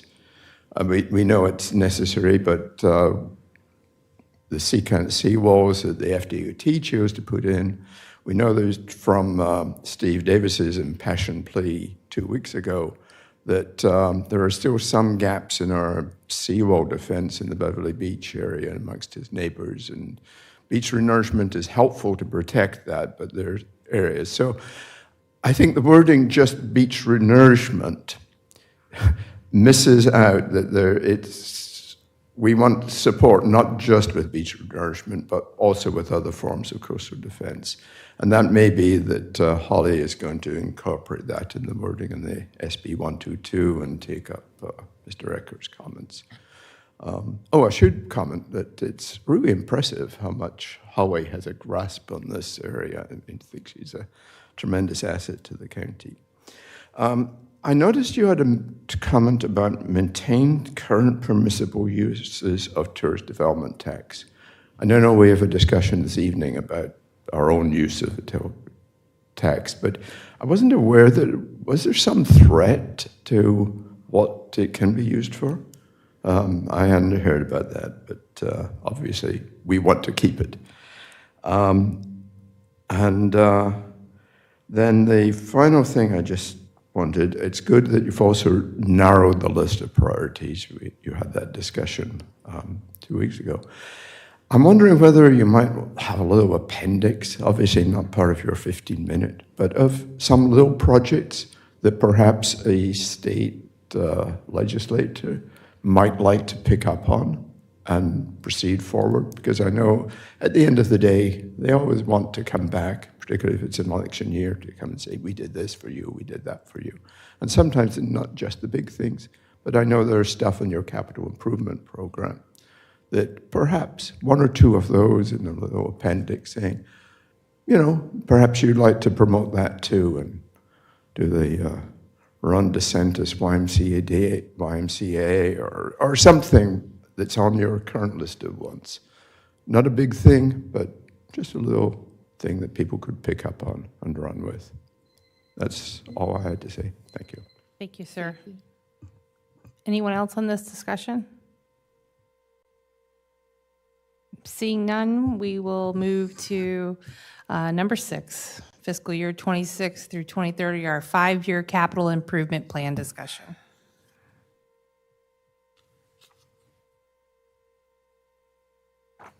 Do we have any takers? Yeah, Madam Chair, Brian is going to do this presentation from here because he has to actually use the mouse. So if the board's okay, he's going to be sitting here and do the presentation from this area. Yes, sir. Thank you.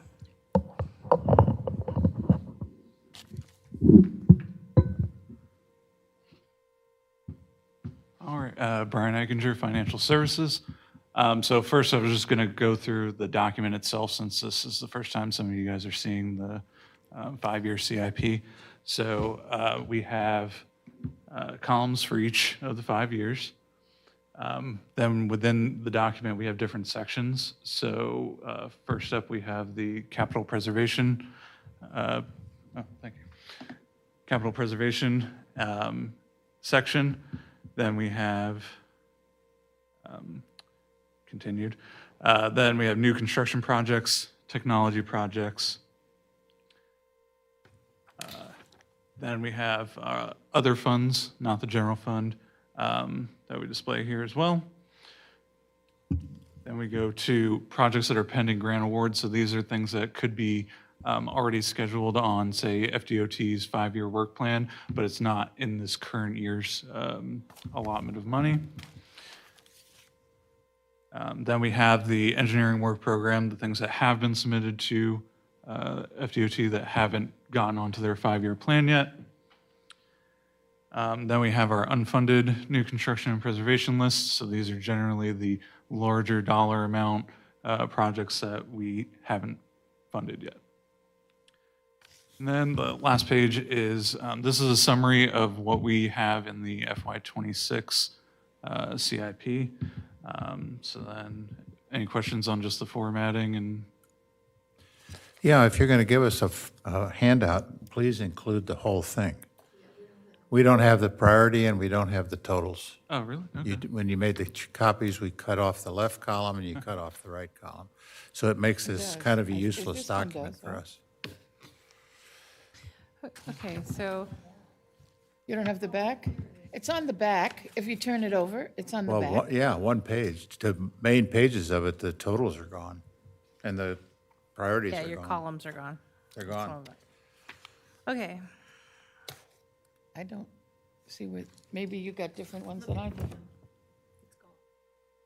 I see, the final program, I see. What am I? Page is Okay. too short for the long words. So I tell you, can we start back at the beginning, what we look for, I believe this year's 2026? Let's look at that. Yes. So everything you see in the 26 column is currently budgeted in everything that we've been showing you in the last couple of months. Okay, so, yeah, we've gone through this before. There's no totaling at the bottom. But can you, it's not in Excel, sorry. So go back to that page, sir. So the totaling first for page. the 1.2 preservation is million? 1.2. All right, let's look at those. Where's that? Okay. So HHS is our Health and Human Services. Remind us what's going to remain at HHS after the move to the Nexus. Anyone? So the building that we have, senior services, anything besides the adult daycare will be moving to the Nexus Center. And that's the building that is adjacent to the adult daycare. So all those folks will be moving out. Our plans right now is to recondition that area and move the transit, paratransit folks into that building, right, that is going to be vacated. But there's portions of this here that includes remodeling the David Siegel Center, which is the adult daycare building.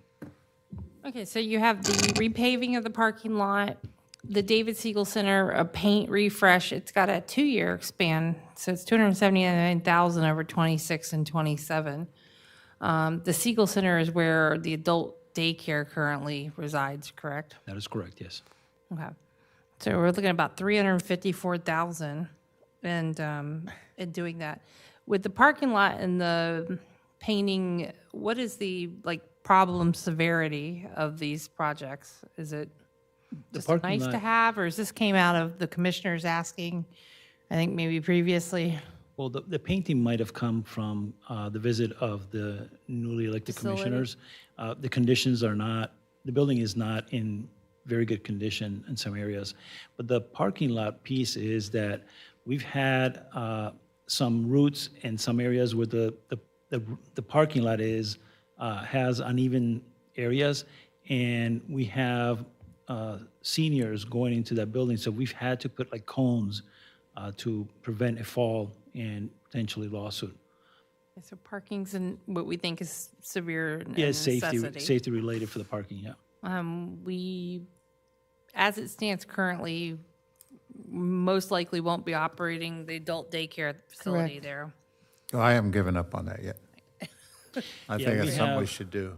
I We really have do. scheduled We for were the moving second them to meeting, Nexus, in right? October, a presentation from Mr. Hegedes he just said and his team to come back as the board requested with information Right. on the adult daycare. $300,000 to paint a facility, Too much. or is refresh something else? What was included in the refreshing? Refresh is a nice word. What does it mean? I think this came from the discussion that we had when the two of you toured the facility, saying that it was outdated, need to be refreshed, it needed an update. It depends on how we're going to use that facility. If a portion of the old building is used by transportation, you're probably going to be knocking out walls and doing some construction.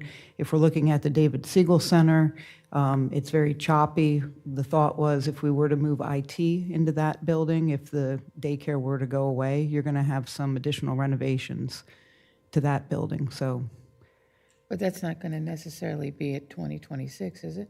Right. So that's funded, we're funding the daycare through 2026.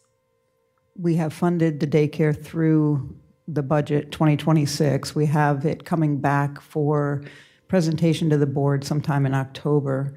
Yeah, although we have it funded, there wasn't direction to say that we're continuing to operate it through, a decision hasn't been made. Prior comments had been to end it at the end of December. That's why we're going to bring it back in October to, I think we decided against that hard stop, and we decided to phase it out and use 2026 as the phase-out year. The final. I don't think we decided that. I didn't decide that. So I think it's So do we fully decide fully the funded December for stop 26. date? We discussed December, and then we talked about possibly going through the year. We That was certainly what we discussed it. discussed. And giving the folks that have their family members there the time to find new ways to have them transferred to what might be more comfortable and easier for them, as well as for us, if I'm not mistaken. That was the discussion. Not the time certain per se, but we were talking. I don't know if we ended up, I feel like we ended up with it, we were at a December stop point, but then the last conversation we had, we thought maybe Gave we it to would maybe, it phase. may be up to a year. We didn't, yeah. For the rest of fiscal year 26, am I? Yeah, as it stands right now, it's in the tentative budget, so it's fully funded through 2026. The conversation was to bring it back in the fall, so the board has an opportunity to do a deep dive into it and then decide if it's going to, be stopped in December or let it continue after that. But for now, it's fully funded until September of 2026. The other portion of the renovation is for the building that next to the adult daycare where the folks that are there are moving to the Nexus, so we need to remodel that building and open it up for the interior, to open it up for the folks that are from the paratransit services that are moving over there. Can you explain paratransit services, please? Yeah, paratransit is, the county is on the transportation business, but only for seniors and disabled folks. There's no fixed route. So folks that are needing to go to appointments or needing to go do some shopping, it has a lot of grant money coming through it, but that's a service that is provided and it's required for us to provide that service. So it's seniors above 65 and disabled residents that need transportation services. And it's just a reservation, so they're picked up at their home, taken to doctor's appointments or to do different doctor visits, and then taken back to their homes. That's our, So that's where- our transportation disadvantage program. Right, but where are they now? Where are these people now, the staff? They're located, the buses are different places. You can see them in front of the courthouse Right. there. But the personnel is all in the Building 5 where General Services is. There's not enough space there, but they're all there. So they're How on many call? are there? I know that there's dispatchers and there's drivers. So dispatchers are the ones that are within the offices. The drivers are, come and go and have an area to take breaks or. In this building, have you figured out a square foot per employee? Are we meeting the need? Are we exceeding the need, meeting the need? Currently, you have at least 6 people that work out of general services. They're actually operating in a breezeway, an area that was not intended to be office space. It's not even climatized. And then you have about 28 drivers. The goal was to restore them back out to the Belterre location. That's actually where they used to operate out of, going back to the early 2000s. It's just that the need was there for Health and Human Services to continue to grow. Therefore, transportation was moved, and it was moved into general services. You have some parking constraints with this complex, as well as challenges down and around general services. That's where the fuel pumps are located, fleet services. So it's a challenge with parking down in that area, as well as not having adequate office space. But the building that's currently used for HHS is going to meet the demand to move the staff for the Yes. paralegal? Okay. Yes. So all you're looking for is a parking lot renovation or upgrade, whatever parking lot repaving. And the building, when you look at the building that HHS uses, it's been chopped up over the years and new walls put in to accommodate additional workstations. The thought is to go in there and redo that facility, so That's number likely. 5 on the list, Legacy House. No, number 5, Legacy House is a building that you have at Princess Place. It sits in the center, that grassy area as you approach the lodge. It's got a wraparound porch. Oh, right. Got it. Thank you, sorry. All right, so $75 is going to do the parking lot and make the interior renovations at the HHS building? No, the estimate is $75,000 for the parking lot, which includes in front of that building where HHS is located and the section of the road that goes all the way up to the adult daycare. That's just an estimate that we have for the parking lot. The $229 is the dollar amount for the renovation and painting of those 2 buildings. You're talking about, and pardon me, that was when I saw that, there were people in there, and it was the way the layout was, and the paint was dated, and it Right. was a little less exciting for somebody who's ailing or aging, without much stimulation in the room, other than a couple TVs, right? That is correct. So that was where my disappointment lied. When we talk about what needs to be done to that building, if it's going to be servicing something else, and we do wind up ending our services in that building for that purpose, then why would we be renovating it next year until we know what we're doing with it? Yeah, the plan that we have is if the board decides not to continue with the adult daycare services. The IT, there's a group of IT employees that don't have a location right now. And one of the options is to rent a trailer that where the police department for Bunnell was before, to rent a trailer. If the adult daycare is not coming back to that location, then we would move the folks from IT, about 6 or 7 folks from IT, into the adult daycare building. So if it's a new utilization for that building, we have to reconfigure that building for the offices and the staff that is moving in there. If it remains an adult daycare, besides the things that you outlined, there's also a patio where these folks were able to sit outside and enjoy fresh air. That is in poor condition. We don't use it today because of the condition that it's in. So that's part of the renovation that would go into that building. That's from the roots of the trees, because that's the That is parking correct. area in the back as well, I recall that. That is correct. Okay, it's been about 9 months since I saw it, but I do Yeah. recall it. Yeah. Okay. So we all agree that the severity of the parking lot, the liability issue needs to Is be the done. liability. The Princess Place, the Green Trail Bridge is the stabilizing of the bridge that we see out there currently, needs to be done. The roof replacement at Bing's Landing, dig site pavilion. I met with I forget what they were, the people that dig. It wasn't the historical society, but the Flagler College basically came out.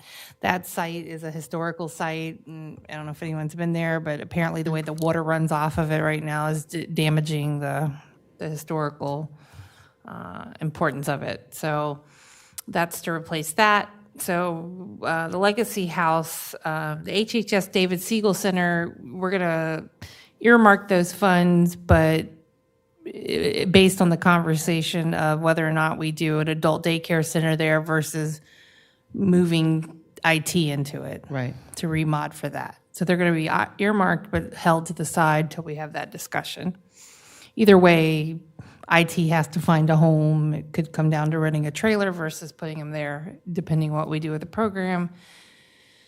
And then 5 Legacy House. What is the problem severity at Legacy House? I've never been there, so.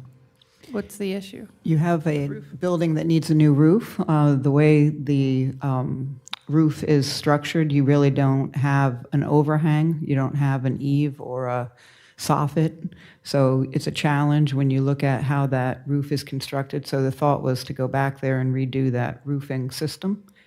And it needs a roof because it's leaking. What type of Into roof the is house? it? I'm sorry? It's leaking into the house, is that what you're saying? I believe so. What type of roof is it? Right now, I believe it's a shake roof, cedar shake. Shake? And how many square feet is the building? I'd have to look it up. I don't know off the top of my Okay. head. This sounds like, is it a commercial-sized building, or is it? It was a residential building used by the Wadsworth family. It's got a sloped roof, 2-story wraparound Oh, porch. it's a two-story? And there's no private organization that is interested in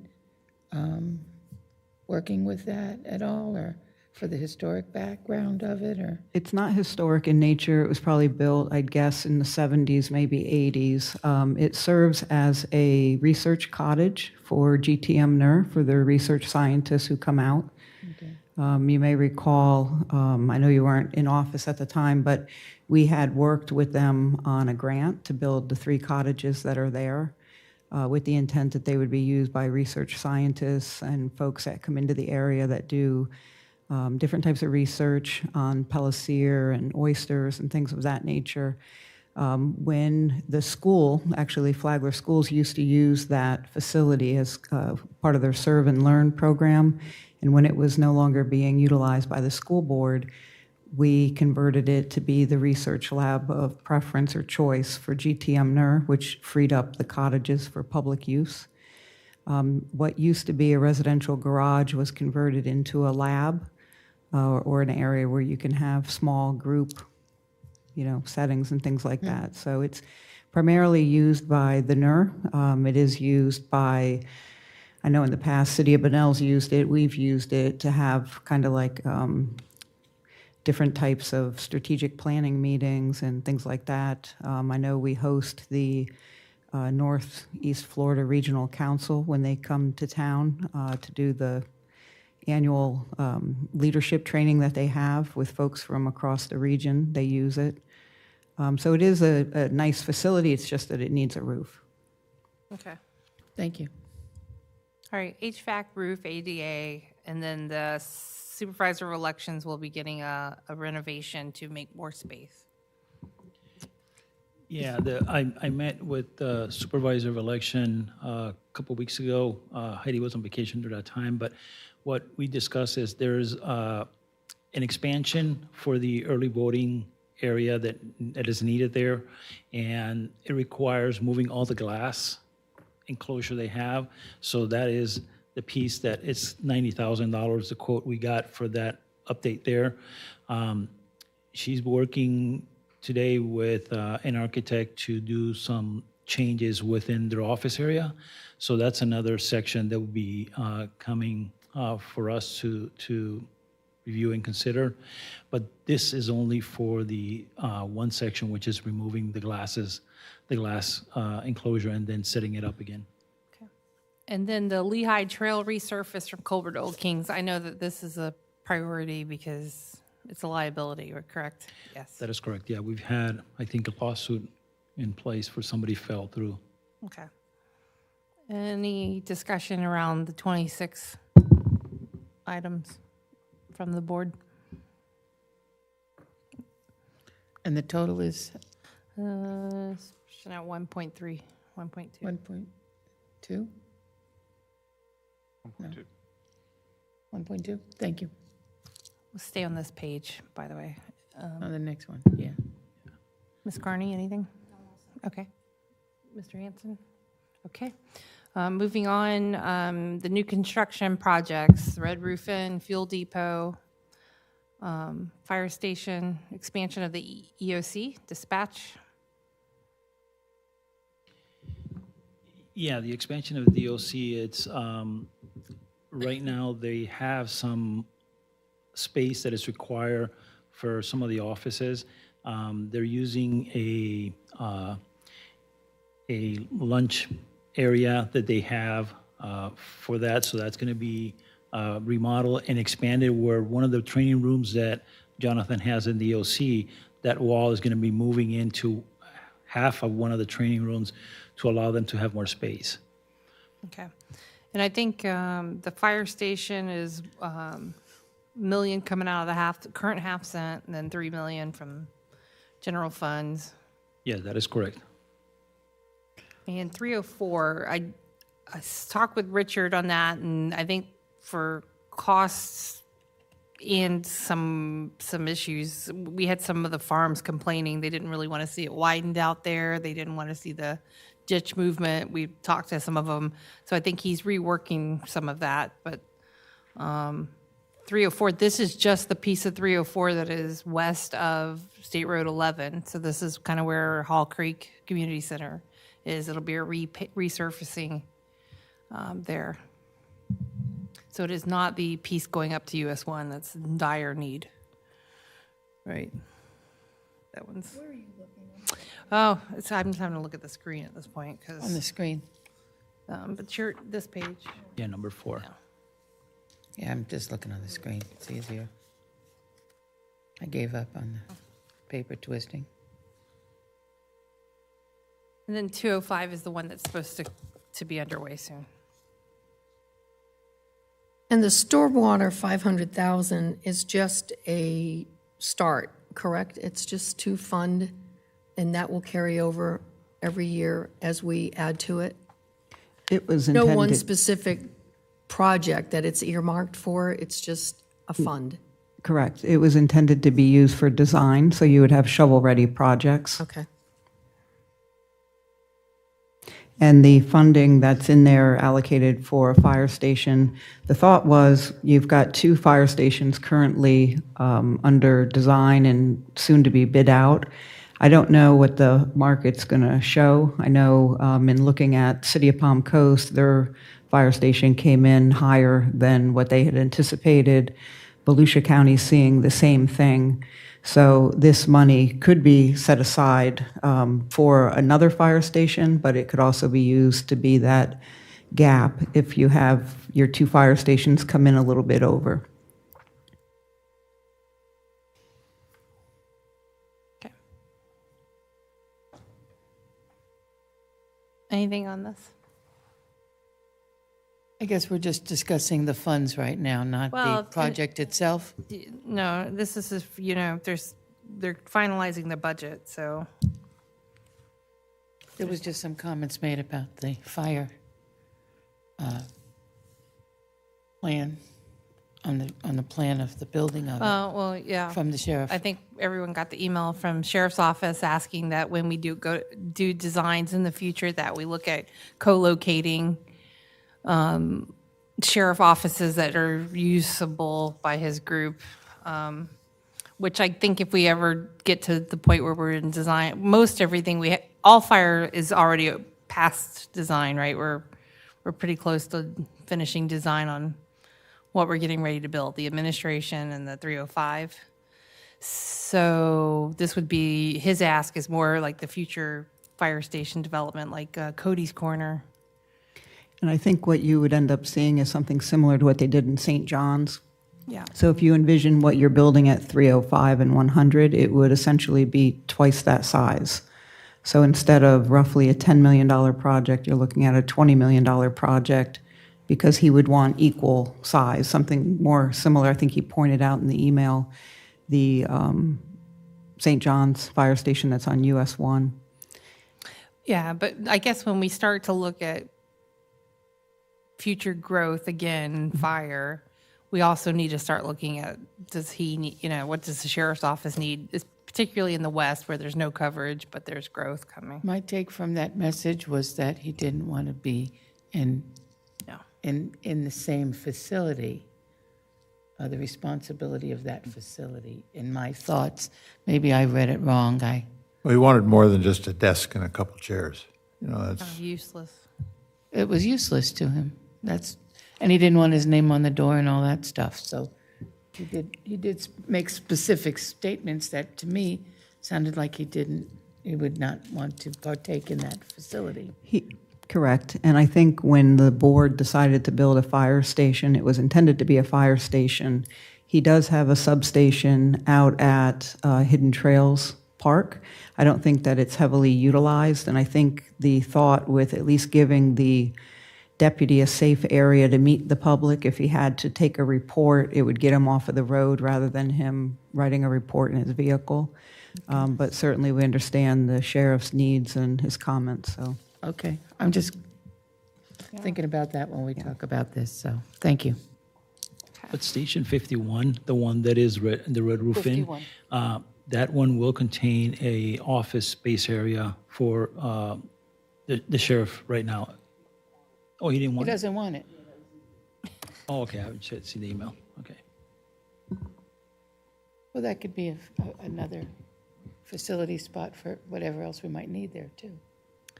Well, I'd like to just see that we discuss it with him and confirm before we do any further designs.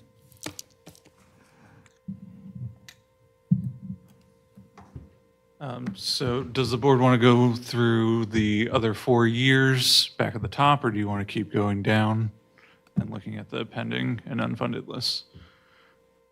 Well, I know it's under you have an unfunded category, but I think we need to talk about the animal shelter. Animal control facility. If that list is 15 is. deep, I can't read. Number it. There's no 14. numbers on the 10, 11, 12, 13, 14 14. deep. It's million? obviously next year, but was that when we talk about the next 4 years? Is that what you were referring to, Brian? So We when decide if we keep it unfunded or not? This is where we decide if we keep it unfunded or not? You could. So FY26 is the only year that is funded. Correct. So you could put it on 27, 28, 29, but there's no funding set aside for it. Per our CIP policy, year 2 is financially feasible. Years 3 through 5 are reasonably able to be funded. I'm sorry, 3 through 5 is reasonable? Reasonably able to be funded. Okay.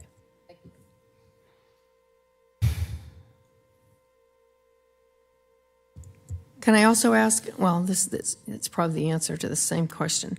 Under year 2028, all of these small arena things at 13,000, 15,000, 13,000, why are these not in the regular budget for that department? Why are they on a capital list? Why aren't they just inside under maintenance within the department budget? So our CIP policy set thresholds for when specific projects get considered as operating or part of a capital preservation project. I believe it was at the 8-4 meeting, you guys recently approved a change to the project thresholds. So we would either condense the projects. So in the past, we've had like multiple parks that needed to be painted, like restrooms at parks. We would combine that into one project and say it's various park facility painting project. So what is the cutoff? What do we change it to? 10? 10 million? I mean, 10,000? So moving forward, it would be in a department's operating budget if it was less than 20,000. It'd be a preservation between 20 and 100,000, and then it'd be a capital project over 100,000.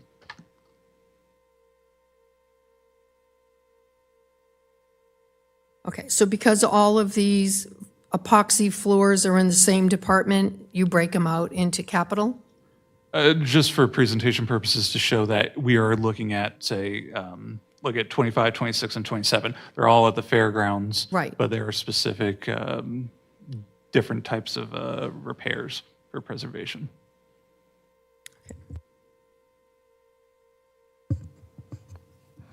All right, thank you. Anything else you want to go over?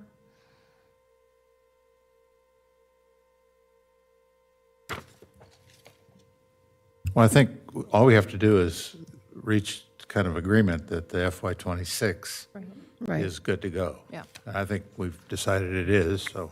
Right, with the caveat that the Siegel Center funds just be held till we make our decisions. And these are the only ones that we would be addressing for 2026, correct? Right. That's it. I mean, That's not unless as there's, big you a know, list. something you wanted to look at to pull off or take 27 and Just want to address reallocate. the Siegel Center, Right. as you stated, because we're still unsure about where that's going. So, as to Ms. Carney's point on the unfunded items, how does the board, I don't ever recall this in my tenure, well, how do they get selected to come on board for potential funding? Is it just Where like does a it nice come to from? have list, or? Like, what's gonna, FY 2030 hasn't really had any items plugged in, or 29 either, other than what we typically plug in every year for maintenance, so. So if we're doing everything correctly, we would just shift over the columns every year. And as something became more or less feasible because of the cost, they would get added to the 5th year. For instance, Commissioner Carney brought up the animal control facility. If the board comes to their final conclusion that we're going to build, 2 buildings on this property and it's going to cost X amount of dollars, with that discussion, we would say, how will we fund it? Is there a grant opportunity? Is it coming from reserves? Whatever the board's pleasure would be. So I guess Ms. Carney, the next step for animal would be I don't know when there's going to be a final decisioning on the animal control, but at a facility like that, we need to identify land, which is what we're working on. And in the discussion with that land and the agreement to allocate that land for it, we could try to get it on board onto a fiscal year. I think that was offered up was that if we had land for them, they would come up with the funding. They were going to put the So- property there. So I Then we think can get an that's what we Building. need to do, is if we can establish a plot of land that they can use, either in the city or in the county, then let them go and see what they can do. The other thing, too, would be not just getting it there, but the management of it would be a concern of mine. Oh, yeah. And how it's going to be managed, and that's the big problem on that one, or the big question mark of how it's going to be managed, and who will be controlling the animals to bring in the control to them, and who, how it's divided, and what's going on with that. One facility versus another section. I don't think we even got to that far about it, but. Anything else, Brian? Anything else from the board on the capital improvement project discussion? Okay. Before I open it up to public comment, item number 7 is any other items for discussion as needed by the board. Is there anything the board would like to discuss at this time that are not on this agenda? I have something. Thank you. As we move into the next meeting at 5 o'clock, I don't know what item it is, I'm sorry, hold on. Where we pick the board for the airport. Airport board. Master plan. I've spent time, just like all of you have, on the applicants and their backgrounds. I'm perplexed. I'm just asking if you care to share with me your opinion on this before I actually pick my folks. I noticed that flight schools we have 3 applicants with flight school experience, specialty, whatever you want to call it. I guess I'm just questioning if flight schools and touch and goes and the whole operation of flight schools. I know we have at least 1 or 2 at the airport that we lease with right now.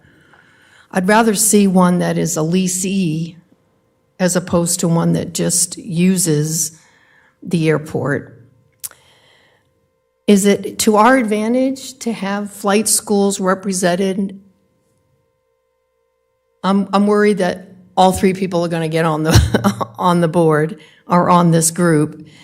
Or are you, when you guys look at their applications, are you seeing it as an overall benefit for them to be representing flight schools, or are you seeing it as, well, if there's an extra spot on the board, I'll consider them? I don't know if it's going to benefit our community involvement. This is the number 1 complaint we have. Putting 3 people from flight schools on this committee could not be the best representation of what the end result of the master plan should look like. That's my feeling.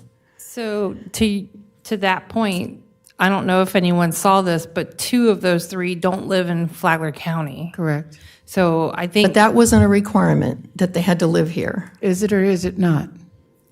It was not. It's not a requirement. Do we know? Who would be the authority to know that?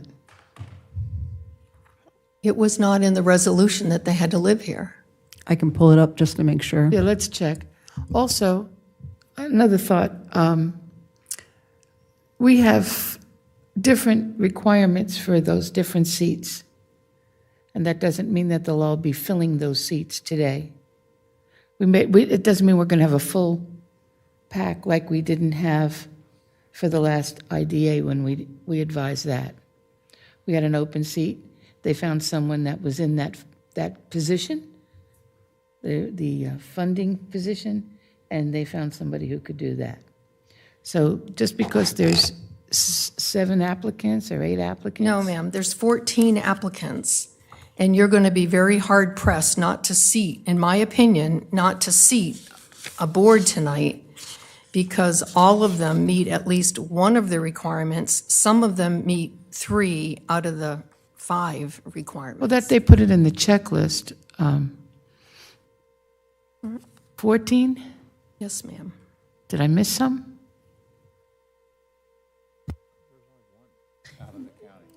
No, Jennifer and Mark, right? 11. Now we got 11. Let's. It's closer than 7. No, 7 is what we have to appoint. Oh, I'm sorry. I went over How many 11. applicants did we Yeah, have? 11. Yeah. So We have clarity 13 is there's applicants. 11 applicants Applicants, 1, 2, for 3, 7 4, 5, positions. 6, 7, 8, 9, 10, 11. Right. And some have expertise, and they may have flight school expertise from Michigan or Nevada, or it doesn't necessarily, No, Pam, Disrupted? one represents Embry-Riddle, one represents the Epic, who is one of our tenants. okay, And one represents Teens in Flight, which is one of our tenant, tenants. a tenant. So all 3 of them are currently ultimately associated with their flight schools at the airport. Right, which would be why they would want to be involved, but doesn't mean that they will fit into the line of what is required. Because there were 5 positions, 6 And positions. I don't see what the issue is, because flight schools, they use us, we have no control over it, whether they use us or don't use us. We give them a set of rules to follow, and they can choose to follow them or not follow them, and for the most part, they're following them. We have a few outliers that don't. But I'm not sure what the concern is. Of the 3, I picked 2 of them I thought made my list, not all 3. All 3 of them didn't make my list. I did not. But I had 2 of the 3 I had picked. So when I made my list, I mean, I did take into consideration the flight school because the residents are looking for us to have people who might be able to resolve some issues and not be heavily stacked for a flight school. But if you look, there are 2 that don't live in the county, and I think they both represent a flight school. So to me, that's an issue on top of it. So I took that into consideration. Mark? Jennifer? Jennifer's doesn't live in the, Yeah, she lives in Port Orange. I didn't pick up on Yeah, that. she lived Mark far away. Asik that's the only one that's highlighted. And he It says lives in not a Flagler Volusia. resident. So to me, living out of the county and the flight school, that just was a decider for me on those 2. I agree. I guess it's not necessarily in our Not just leaves Ms. restrictions. Conklin, who is with Embry-Riddle, but as a teacher.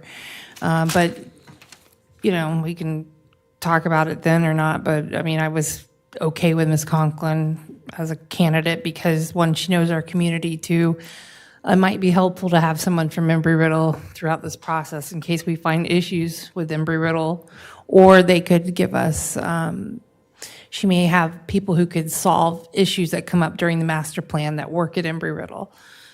Or she may know people in the industry. So I felt comfortable with her.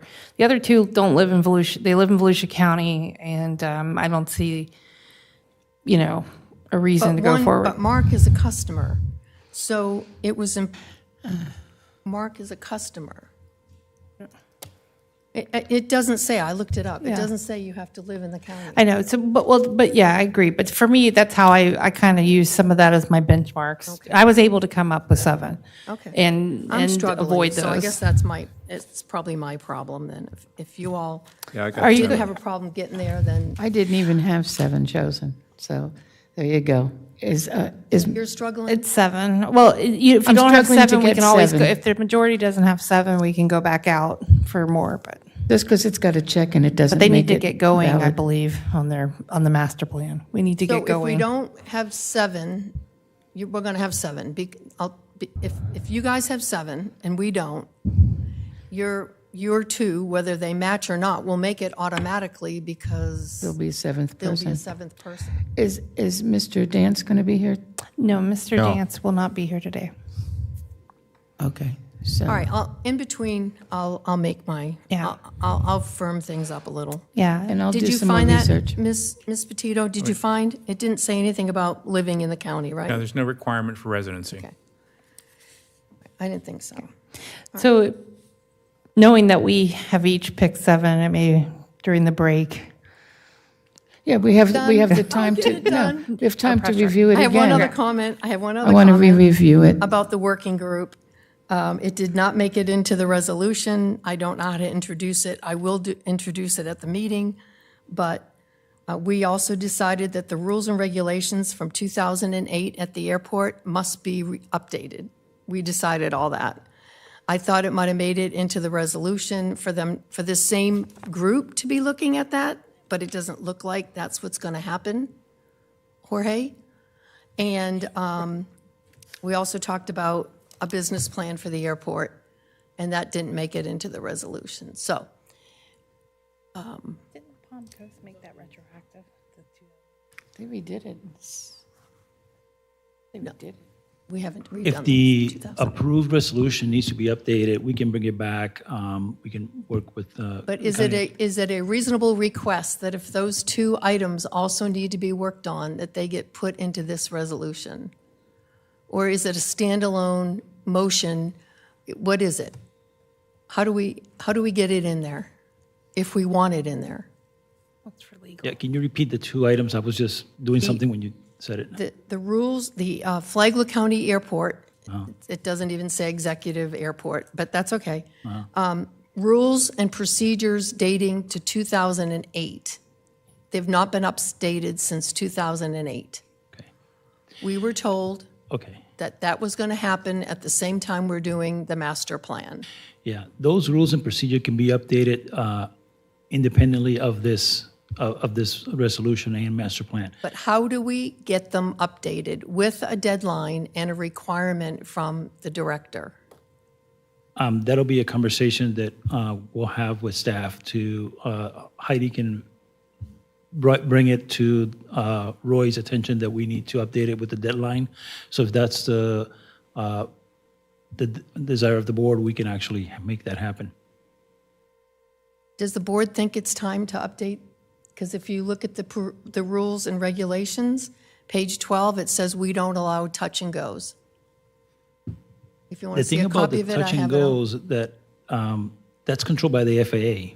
But I don't want to get on a subject of touch and goes. Okay. I want to stay on point, Okay. which is, do we want to update our rules and policies, which have not been updated since 2008? If we have consensus from the board for that, we can actually work on that. Can you call for consensus? Yes, so we're calling for consensus to update. Is there any other discussion on that? Go ahead. No, I don't have any. I'm just wondering if there's any more input from the staff that might assist us on this conversation. I guess I'm looking around and I'm guessing yes, no. I thought it was understood when it came up before, and we had the airport director here, that they were looking at the airport entirety and updating the rules and procedures as well as the master plan. I do recall the airport director talking about creating the business plan, and he said that that would come after the master plan update. So he is aware of it, and so I do believe that this group is looking at all of that, and then it sunsets upon, the adoption of whatever it is that they produce and the board decides to approve. So do you think it should be in the should I bring it up at the regular meeting that we add those 2 documents? Is it going to help Roy with support to keep things moving along? What should we do? I don't know if it needs to be in the resolution or not. I would look to legal for that, but I think it's clear that if we're giving the airport director clear direction and saying we want these things done, then that should be sufficient. Okay. Right, if you're directing staff, you want certain things revised or redone, and that's a direction for us to take, then staff will undertake that direction and present their findings or present such revisions or resolutions back to this board for your review. So can we do that through a motion, or do you want to do it through consensus? I'm okay with it being done by motion. All right. I'll take care of it at the next meeting. Thank you. And welcome, Mr. Rodriguez. Yes. On that note, welcome. It's nice to see you here, sir. It's nice to be Thank you here. for choosing Flagler County. All right, anything else anyone would like to bring up before we go out for our final public comment? All right, seeing none, I'll open this to public comment. 30-minute time period allocated for public comment. Each speaker is allowed up to 3 minutes to address. Any? All right, seeing no, I'll take a motion to adjourn. Move we adjourn? Okay, we're adjourned.